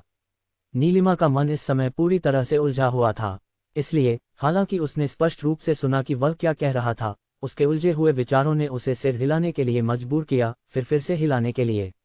विवान ने तय किया कि वह कॉल वहीं समाप्त कर दे, क्योंकि यह सच था कि उसके पास करने के लिए चीजें थीं। इसके अलावा वह उन लोगों के सामने नहीं आना चाहता था जो जेस्दा परिवार के बारे में जानते थे। लेकिन उसे एक बात का पता था, वह कुछ लोगों से मिलने वाला था जो जोनाथन के बारे में जानते थे। ये लोग निश्चित रूप से उसे जोनाथन के साथ भ्रमित करेंगे। लेकिन फिर भी, हालांकि वह दूर रह रहा था, इसका मतलब यह नहीं था कि वह जेस्दा परिवार से डरता था। ये सिर्फ एक सावधानी थी जो वह ले रहा था। कॉल खत्म करने के बाद विवान ने सुनिश्चित किया कि वह शरीर को मजबूत करने वाले समाधान के उत्पादन को जारी रखे। जब वह इसके साथ समाप्त हो गया तो उसने कुछ और पर ध्यान केंद्रित किया। वह ये था कि उसने अभी तक हार्श से निपटने का काम पूरा नहीं किया था, और उसके गुंडों को नहीं पता था कि क्या उन्होंने अपने माता पिता को ग्रेवी परिवार को उनकी कुल संपत्ति का 50% देने के लिए मनाने में सफल हुए हैं। लेकिन सबसे अधिक संभावना नहीं, वह सुनिश्चित था कि चूंकि ये लोग उसकी ताकत को नहीं जानते थे, वे बस उसकी बातों को नज़रअंदाज कर देंगे। लेकिन यही वह जगह थी जहां वे अपने जीवन की सबसे बड़ी गलती करने वाले थे।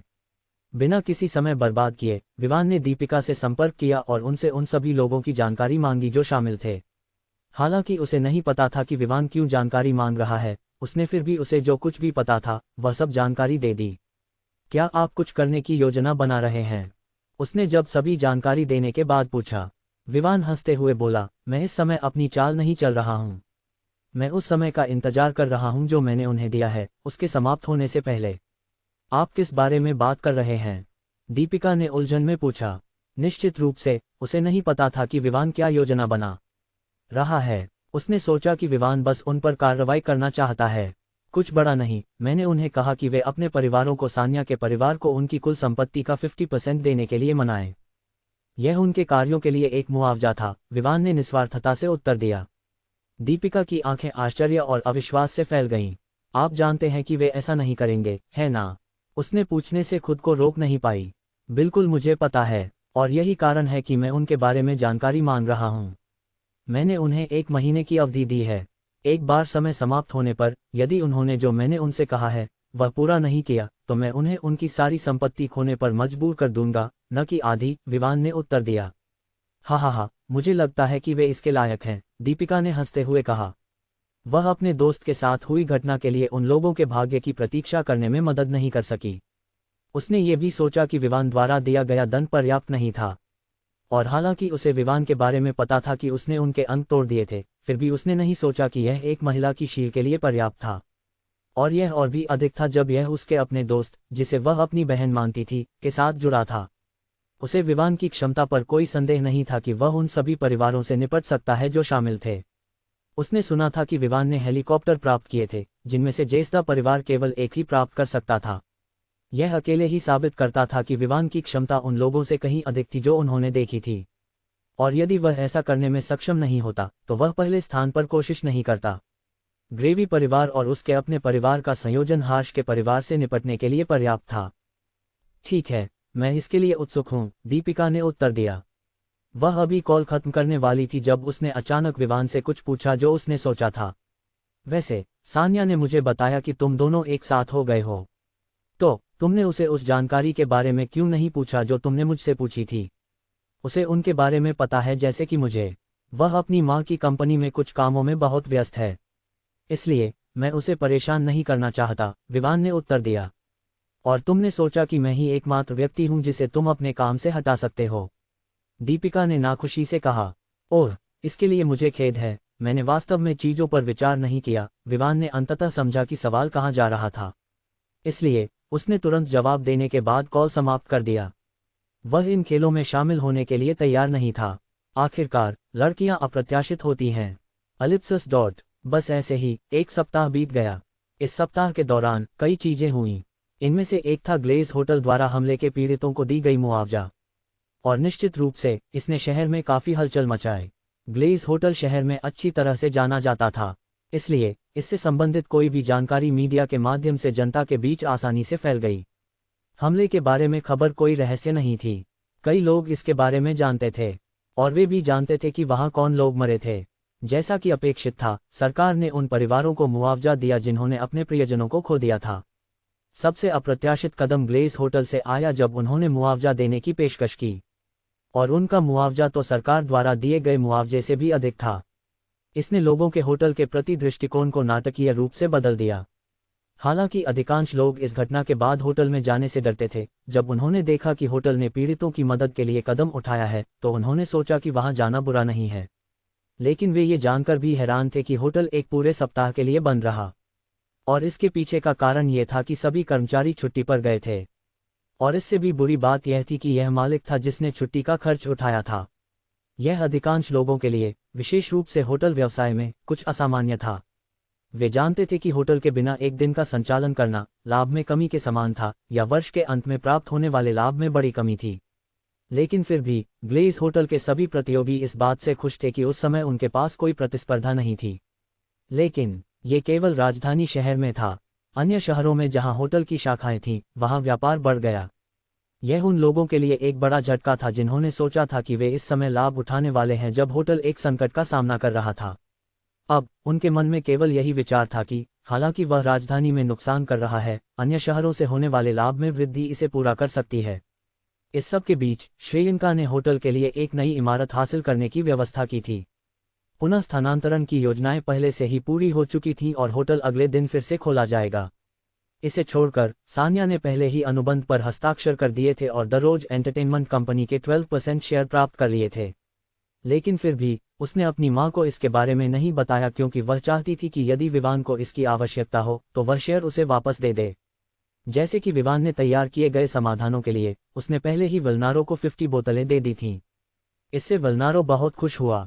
उसके दृष्टिकोण से 50 बोतलें एक सप्ताह में निश्चित रूप से कोई छोटी मात्रा नहीं थी। ये छोटी मात्रा नहीं मानी जाती थी क्योंकि इससे जो लाभ होता था वह बहुत बड़ा था। इससे विवान को यह सोचने पर मजबूर किया कि शायद उसे मात्रा कम कर देनी चाहिए थी। लेकिन जो हो गया वह हो गया। जहां तक आग्नेयास्त्रों को हासिल करने की अनुमति का सवाल था, वल्नारो ने उसे प्रमाण पत्र दिया था जो इसे मंजूरी देता था। इसलिए उसकी कंपनी में सभी लोगों को जो आग्नेयास्त्रों का उपयोग करने के लिए दिए जाने वाले थे उन्हें सरकार को जानकारी देनी होगी ताकि उन्हें पंजीकृत किया जा सके। और मूल रूप से यही था। आग्नेयास्त्रों को हासिल करने के लिए विवान ने किसी को खोजने में ज्यादा समय बर्बाद नहीं किया। उसने सीधे सेना से उन्हें खरीद लिया वल्नारो के संबंधों के कारण। जहां तक उस व्यक्ति की जानकारी का सवाल था जो उसके होटल पर हमले के पीछे था, वल्नारो के अनुसार वे अभी भी ये पुष्टि करने के लिए जांच कर रहे थे कि जो कहा जा रहा था वह वास्तव में सच था या नहीं। विवान के लिए जो समय लिया जा रहा था वह मायने नहीं रखता था। जो सबसे महत्वपूर्ण था वह यह था कि वह उस व्यक्ति को पकड़ सके जो इसके पीछे था और उसे पूरी तरह से दंडित कर सके। इसलिए उसने वल्नारो को और अधिक समय देने का निर्णय लिया ताकि वह जांच जारी रख सके। जीवीएसएल में वापस लिविंगस्टोन ने कुछ और लोगों को लाया जो उसके जैसे ही स्थिति में थे जब उसे शरीर को मजबूत करने वाला समाधान मिला था। और श्रेयंका के माध्यम से विवान ने कुल 15 लोगों को हासिल किया जो सेना से थे। लिविंगस्टोन और अन्य 5 शामिल थे। ये 15 लोग उसके द्वारा हासिल किए गए भाड़े के सैनिकों में शामिल हुए। विवान की शक्ति में नाटकीय रूप से वृद्धि हुई।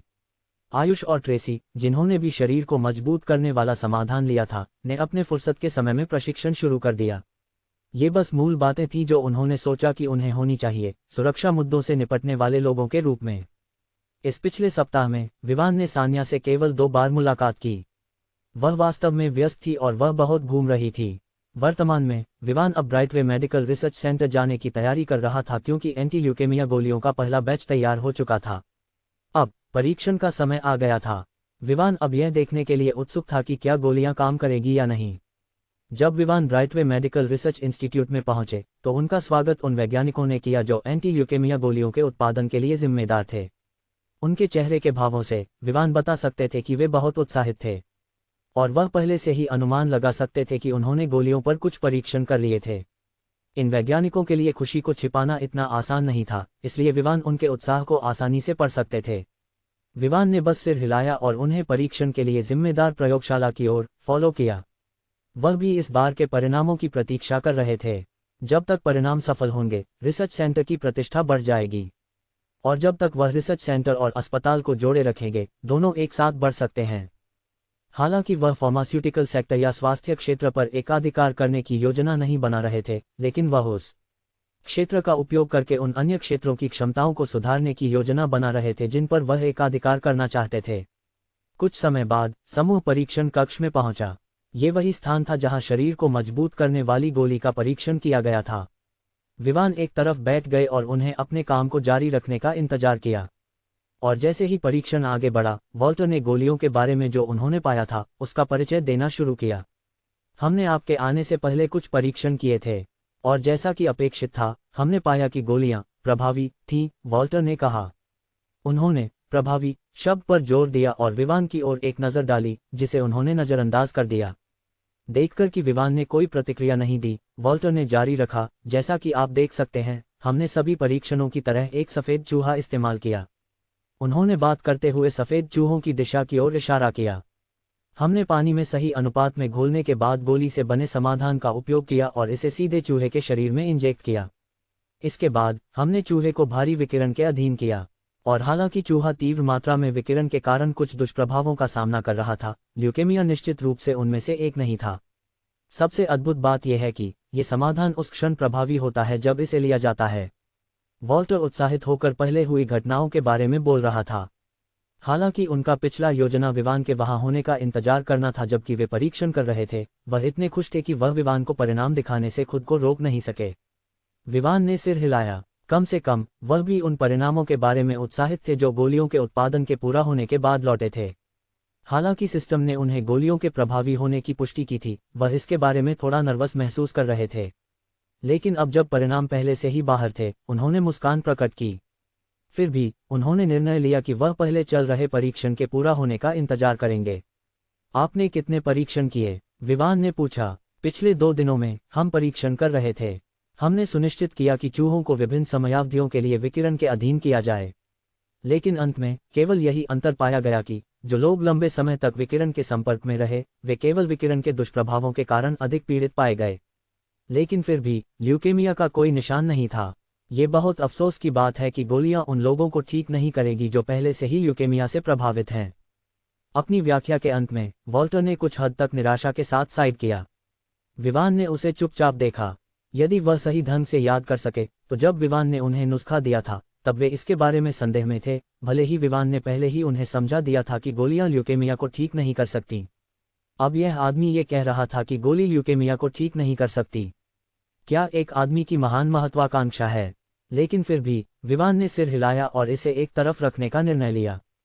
उन्हें पता था कि केवल 2 दिनों तक गोलियों का परीक्षण करना मानव उपयोग के लिए अनुमोदित करने के लिए पर्याप्त नहीं था। अधिक परीक्षण किए जाने की आवश्यकता थी, यहाँ तक कि जीवित मनुष्यों को परीक्षण विषयों के रूप में उपयोग करना। और इनमें से सभी में बहुत समय लगेगा। और उनके अनुमान के अनुसार गोलियों को बाजार में लाने के लिए 1 या 2 महीने की आवश्यकता हो सकती है। जहां तक उत्पादन की बात है, ये केवल 5 दिनों से थोड़ा अधिक समय ले रहा था। ये केवल इसलिए था क्योंकि गोलियों का पहले से ही एक नुस्खा था। इसलिए किसी भी प्रकार के शोध की आवश्यकता नहीं थी। इस समय परिणाम पर्याप्त अच्छे होने चाहिए। मैं देखना चाहूंगा कि नए गोलियों का प्रदर्शन बाजार में आने पर कैसा होगा, विवान ने चूहों को विकिरण मशीनों में रखते हुए कहा। वॉल्टर, जो उनके बगल में खड़ा था, ने कुछ सोचा और पूछा, क्या हमें केवल गोलियां तैयार करनी चाहिए या हमें समाधान के रूप में दवा भी तैयार करनी चाहिए? यदि सभी का उत्पादन किया जाए तो यह अच्छा होगा। कीमत की परवाह किए बिना बस सुनिश्चित करें कि सब कुछ ठीक है, विवान ने कहा।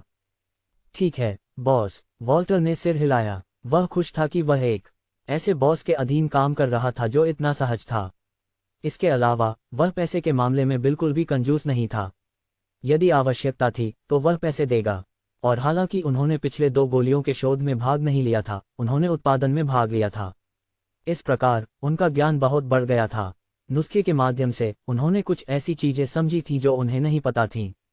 कुल मिलाकर वह विवान के प्रति आभारी थे कि उन्होंने उन्हें यह अवसर दिया। और कम से कम वह इस अवसर को छोड़ने के लिए तैयार नहीं थे, भले ही अन्य लोग उन्हें यहाँ मिलने वाली राशि से अधिक भुगतान करने का अवसर दें। खैर, ये केवल तभी होगा जब कोई उसे इतनी बड़ी राशि देने के लिए तैयार हो। जब विवान यहाँ थे तब जो परीक्षण किया जा रहा था वह निश्चित रूप से सबसे छोटा था। उनके पास परीक्षण के पूरा होने के लिए कई घंटों तक इंतजार करने का समय नहीं था। और आधे घंटे से थोड़ा अधिक समय के बाद पहले परीक्षण के परिणाम सामने आए। और जैसा कि वॉल्टर ने पहले समझाया था, एंटी ल्यूकेमिया गोलियां अच्छी तरह से काम कर रही थीं। विवान परीक्षण के पूरा होने के बाद लिखी गई रिपोर्ट के पास गए। उन्होंने इसे देखा और फिर अपनी नज़रें वॉल्टर पर डालीं। वॉल्टर, इस नई दवा की कीमत के बारे में आप क्या सोचते हैं? इसे मौखिक रूप से या इंजेक्शन के माध्यम से लिया जा सकता है, विवान ने पूछा। वॉल्टर निश्चित रूप से ऐसी चीज की उम्मीद नहीं कर रहे थे। उन्होंने आश्चर्य से विवान की ओर देखा। मुझे वास्तव में यह नहीं पता कि कीमत क्या निर्धारित की जानी चाहिए, क्योंकि अन्य चीजें भी हैं जिन पर विचार किया जाना चाहिए, जैसे गोलियों का विपणन आदि। विवान ने सिर हिलाया और कहा, मैं चाहता हूं कि इंजेक्शन या गोलियों की कीमत उत्पादन की कीमत के अनुसार निर्धारित की जाए। इस बॉक्स के बाहर की अन्य चीजों के बारे में बस इस समय के लिए भूल जाओ। यदि यह कोई अन्य संस्थान होता तो वे निश्चित रूप से अधिकतम लाभ प्राप्त करने की कोशिश करते, लेकिन उनके लिए यह अलग था। अन्य संस्थानों के पास किसी विशेष शोध में एकल सफलता हो सकती है। दूसरी ओर, वह सिस्टम से नुस्खा प्राप्त कर सकते थे जब तक कि वह एक और रिसर्च इंस्टीट्यूट खोजते और पहली बार एक निश्चित राशि कमाते। जहां तक लाभ की बात है, वह इसके बारे में सबसे कम चिंतित थे, ये देखते हुए कि उनके पास एक ऐसा सिस्टम है जो उनकी आय को 100 गुना बढ़ा देगा। इसके अलावा गोलियों की कीमत कम रखने से संस्थान की प्रतिष्ठा बढ़ेगी। और हालांकि वह स्वास्थ्य क्षेत्र पर एकाधिकार नहीं करने जा रहे थे, इसका मतलब यह नहीं था कि वह वहां एक विशालकाय बनना नहीं चाहते थे। मुझे लगता है कि इसके लिए हमें उन लोगों से चर्चा करनी होगी जो अन्य विभागों में हैं, जो गोलियों के उत्पादन में उपयोग की गई सामग्रियों को प्राप्त करने के लिए जिम्मेदार हैं। वॉल्टर ने कुछ क्षण की चुप्पी के बाद उत्तर दिया। विवान ने सोचा कि यह सच है, इसलिए उन्होंने इस मामले को इस समय के लिए एक तरफ रखने का निर्णय लिया। आप सभी आवश्यक प्रक्रियाओं को जारी रख सकते हैं और सुनिश्चित करें कि गोलियां जल्द से जल्द बाजार में लाए जाएं। लेकिन आपको ये सुनिश्चित करना होगा कि कोई दुष्प्रभाव ना हो। मैं नहीं चाहता कि गोलियां बाजार में जाएं जब वे भविष्य में हमें नुकसान पहुंचाने वाली हों, विवान ने कहा। हाँ बॉस, वॉल्टर ने उत्तर दिया और सिर हिलाया। कुछ समय बाद विवान मेडिकल रिसर्च सेंटर से बाहर निकल गए। चूंकि उन्होंने उत्पादन के परिणाम देख लिए थे, उन्होंने तय किया कि वह वहां अपना समय बर्बाद नहीं करेंगे क्योंकि उनके पास अन्य चीजें थीं जिनका ध्यान रखना था। और जिस चीज का वह इस समय ध्यान रखना चाहते थे वह निश्चित रूप से सेरेनिटी रेसिडेंशियल एरिया में जाना था। कार्डिनल सुप्रीम होटल में उनका 1 महीने का ठहराव पहले ही समाप्त हो चुका था। उन्होंने पहले ही मूसा के साथ व्यवस्था कर ली थी, जो पहले से ही ड्यूटी पर वापस आ चुका था। और चूंकि उनके पास ले जाने के लिए ज्यादा सामान नहीं था, विवान ने सोचा कि उनकी आवाजाही जितनी सरल हो सकेगी। अलिप्सस डॉट। जब विवान एक नए निवास में जाने के बारे में सोच रहे थे, वल्नारो दूसरी ओर वह जानकारी प्राप्त कर चुके थे जो वह चाहते थे। हालांकि उन्होंने 2 दिनों की समय सीमा दी थी, उन्हें एहसास हुआ कि विवान की पृष्ठभूमि की जांच करने के लिए 2 दिन पर्याप्त नहीं थे। लेकिन आज उन्हें वह जानकारी मिली थी जिसका वह लंबे समय से इंतजार कर रहे थे। उन्होंने प्राप्त दस्तावेजों को पढ़ा। पूरा नाम विवान रॉय, उम्र 19 वर्ष, पिता धीरेन्द्र रॉय, माता नीलिमा जेसदा, शिक्षा स्तर मास्टर डिग्री धारक, पेशा ऑटोमेशन इंजीनियर। अलिप्सस। दस्तावेज में पढ़ी गई कई अन्य जानकारी भी शामिल थी। और हाँ, उन्होंने ये पता लगाने में सफलता प्राप्त की कि नीलिमा जेसदा परिवार से थी। लेकिन ये जानकारी हाल ही में विवान के जोनाथन के साथ बातचीत के कारण मिली थी। वल्नारो ने दस्तावेज को देखते हुए अपनी आंखें सिकोड़ लीं। तो उसका जेसदा परिवार के साथ गहरा संबंध है। नहीं, वह वास्तव में जेसदा परिवार का सदस्य है। लेकिन रिपोर्टों के अनुसार उसने कभी भी जेसदा परिवार के प्रभाव का उपयोग नहीं किया। जैसे ही वह बोल रहे थे, वल्नारो ने एक संभावना के बारे में सोचा। क्या ये हो सकता है कि वह गुप्त रूप से जेसदा परिवार पर निर्भर है? आखिरकार वह तो रॉय परिवार से भी अधिक अमीर है। क्या ये हो सकता है कि वह गुप्त रूप से जेसदा परिवार पर निर्भर है? आखिरकार वह तो रॉय परिवार से भी अधिक अमीर है। वल्नारो के विचार चल रहे थे क्योंकि वह विवान की संपत्ति की संभावनाओं के बारे में सोचने की कोशिश कर रहे थे। कुछ समय सोचने के बाद उन्होंने सभी जानकारी पढ़ना जारी रखने का निर्णय लिया जो उन्होंने प्राप्त की थी। उन्होंने विवान के बारे में विस्तृत जानकारी प्राप्त करने के लिए बहुत सी ताकत जुटाई थी। जैसे जैसे वल्नारो ने जानकारी पढ़ना जारी रखा, उनका चेहरा अजीब हो गया। अंत में वह खुद को ये कहते हुए रोक नहीं सके, ऐसा लगता है कि एक भिखारी भी रॉय परिवार से अमीर है। उन्होंने ये पढ़ा कि रॉय परिवार हाल ही में दिवालिया हो गया था। उनके पास बाएं और दाएं कर्ज थे और उन्हें जेल में डालने की धमकी दी जा रही थी क्योंकि वे अपने कर्ज चुकाने में असफल हो रहे थे। दूसरे शब्दों में, वे इस समय एक बुरी स्थिति में थे। उनकी सभी संपत्तियां कर्ज चुकाने के लिए बेच दी गई थीं, लेकिन ये पर्याप्त नहीं था। रॉय परिवार की जानकारी को छोड़कर वल्नारो ने उस रिपोर्ट पर ध्यान केंद्रित किया जो वह पढ़ रहे थे, और वह था विवान के नकद प्रवाह की जानकारी। जैसे ही उन्होंने ये जानकारी पढ़ी, वल्नारो अपने पैरों पर खड़े हो गए। तो यहाँ चाल है ना? ऐसा लगता है कि उसने खुद को एक अच्छा समर्थन प्राप्त कर लिया है। मुझे आश्चर्य है कि वह क्या योजना बना रहा है और उसने उन्हें मदद के लिए कैसे मनाया। किसी के लिए उस नए उभरते समूह में शामिल होना इतना आसान नहीं है। और समूह के असली मालिक के बारे में सभी जानकारी छिपी हुई है, वल्नारो ने कुछ सोचते हुए कहा। मुझे इस बारे में उच्च अधिकारियों से कुछ करने के लिए कहना होगा। हालांकि हमने विवान के साथ एक अच्छा संबंध स्थापित किया है, ये स्पष्ट रूप से पर्याप्त नहीं है। ऐसा कहते हुए वल्नारो उस कमरे से बाहर निकल गए जिसमें वह थे और अपने वरिष्ठों के पास सीधे जाने का निर्णय लिया। विवान के बारे में जो जानकारी उन्होंने पाई थी वह कुछ संवेदनशील थी जिसे इस तरह से संभालना था कि यह भविष्य में उन्हें कोई समस्या न दे। अलिप्सस डॉट डॉट। दूसरी ओर विवान सेरेनिटी रेसिडेंशियल एरिया के सामने पहुंच गए थे। उन्होंने पहले ही अपने कुछ कारों को इंचोएट सिटी से आने के लिए प्रबंधित कर लिया था, और उनमें से एक बुगाटी वेरॉन थी। यही वह कार थी जिसमें वह इस समय बैठे थे। क्षेत्र में प्रवेश करने के बाद विवान तुरंत रेसिडेंशियल एरिया के पहले विला की ओर बढ़े। उन्होंने मूसा को पहले ही सूचित कर दिया था कि वह इस विशेष दिन यहाँ होंगे। इसलिए जैसे ही विवान विला के गराज में कार से बाहर निकले, मूसा वहां उनका स्वागत करने के लिए मौजूद था। मूसा एक मध्यवर्गीय आदमी था। हालांकि कोई देख सकता था कि उसके बालों का एक हिस्सा पहले ही सफेद होने लगा था। शायद ये तनाव या उम्र के कारण था, ये केवल मूसा ही जानता था। जैसे ही उसने विवान को देखा, मूसा आगे बढ़ा और विवान को गहरी झुककर नमस्कार किया। वह आभारी था कि विवान ने उसे घर पर स्थिति संभालने की अनुमति दी, हालांकि उसने पहले ही काम में गड़बड़ कर दी थी। नमस्ते बॉस, आपसे मिलकर अच्छा लगा। मूसा ने विवान को शिष्टता से अभिवादन किया। और हालांकि ये पहली बार था जब वह विवान से मिल रहा था, उसने पहले ही देनाली के आने पर विवान की छवि देखी थी जब वह घर से वापस आया था। विवान ने सिर हिलाया और पूछा, क्या आपने मेरी सभी अनुरोधित चीजें कर दी हैं? हाँ बॉस, मैंने पहले ही लोगों का एक समूह व्यवस्थित कर लिया है जो विला की देखभाल करने के लिए जिम्मेदार होंगे। जैसा कि आपने कहा था, वे सप्ताह में 4 दिन यहाँ आएंगे ताकि सब कुछ सही स्थिति में हो, मूसा ने उत्तर दिया। विवान स्थिति को लेकर राहत महसूस कर रहे थे। वह अभी भी स्पष्ट रूप से याद कर सकते थे कि इंचोएट सिटी में प्रिंस और प्रिंसेस पैलेस की देखभाल करना उनके लिए कितना कठिन था। उस समय उन्होंने इस तथ्य को नज़रअंदाज कर दिया था कि दोनों हवेलियां उनके लिए अकेले संभालने के लिए बहुत बड़ी थीं। अंत में उन्होंने खुद को थका देने की कीमत चुकाई ताकि वह जगह को साफ कर सकें। ये तब तक नहीं हुआ जब तक सान्या वहां नहीं आई कि उसने उनकी मदद की और कुछ लोगों को प्राप्त किया जो उनकी अनुपस्थिति में हवेलियों की देखभाल करेंगे। इससे उन्हें करतू सिटी आने से पहले 1 सप्ताह की विश्राम मिली थी। अब वह फिर से वही नहीं करना चाहते थे जो उन्होंने पहले किया था। इस बार वह शुरुआत से ही तैयार थे। वह विला में वापस आने वाले थे ताकि वह आराम कर सकें और खुद को थका न सकें। चूंकि मूसा द्वारा सब कुछ पहले ही संभाल लिया गया था, विवान के पास उसके लिए कोई और निर्देश नहीं थे। इसलिए उन्होंने उसे बस विदा कर दिया, और उन्होंने उसे यहाँ बुलाने का कारण यह था कि वह अपने अधीनस्थ को जानना चाहते थे। जब वह अकेले रह गए, विवान विला में चले गए। हालांकि वह पहले यहाँ आ चुके थे, वह यहाँ किए गए परिवर्तनों से आश्चर्यचकित थे जब उन्होंने जाना कि वह यहाँ रहने वाले हैं। अलिप्सस 2 दिन बाद कैटलीन अपने कार्यालय में बुरे मूड में थी। इसका कारण यह था कि वहाँ कोई था जिसे वह अपनी जिंदगी में नहीं देखना चाहती थी, अगर यह संभव होता। वह युवा आदमी जो उसके सामने कुर्सी पर बैठा था, उसके पास छोटे काले बाल, एक अच्छी तरह से शेव किया हुआ ठोड़ी थी और सबसे बढ़कर उसके चेहरे पर एक मुस्कान थी जो देखने वाले को बीमार महसूस करवा देती थी। आप क्या चाहते हैं युवा मास्टर आथा? कैटलीन ने पूछा। उसके चेहरे पर एक मुस्कान थी, लेकिन मुस्कान उसकी आंखों तक नहीं पहुंची। ये स्पष्ट था कि वह खुद को मुस्कुराने के लिए मजबूर कर रही थी, लेकिन फिर भी वह अपनी स्थिति में कुछ नहीं कर सकती थी।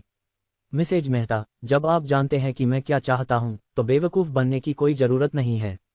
लेकिन अगर आप भूल गई हैं, तो मुझे फिर से दोहराना होगा। मैं आपकी बेटी से शादी करना चाहता हूं, आथा ने कहा। कैटलीन के चेहरे पर मुस्कान तुरंत गायब हो गई जैसे कि वह कभी थी ही नहीं। उसने आथा को ठंडे स्वर में देखा और कहा, आपको पहले से ही पता होना चाहिए कि मेरी बेटी अभी भी युवा है और मुझे उसकी इतनी जल्दी शादी करने का कोई इरादा नहीं है।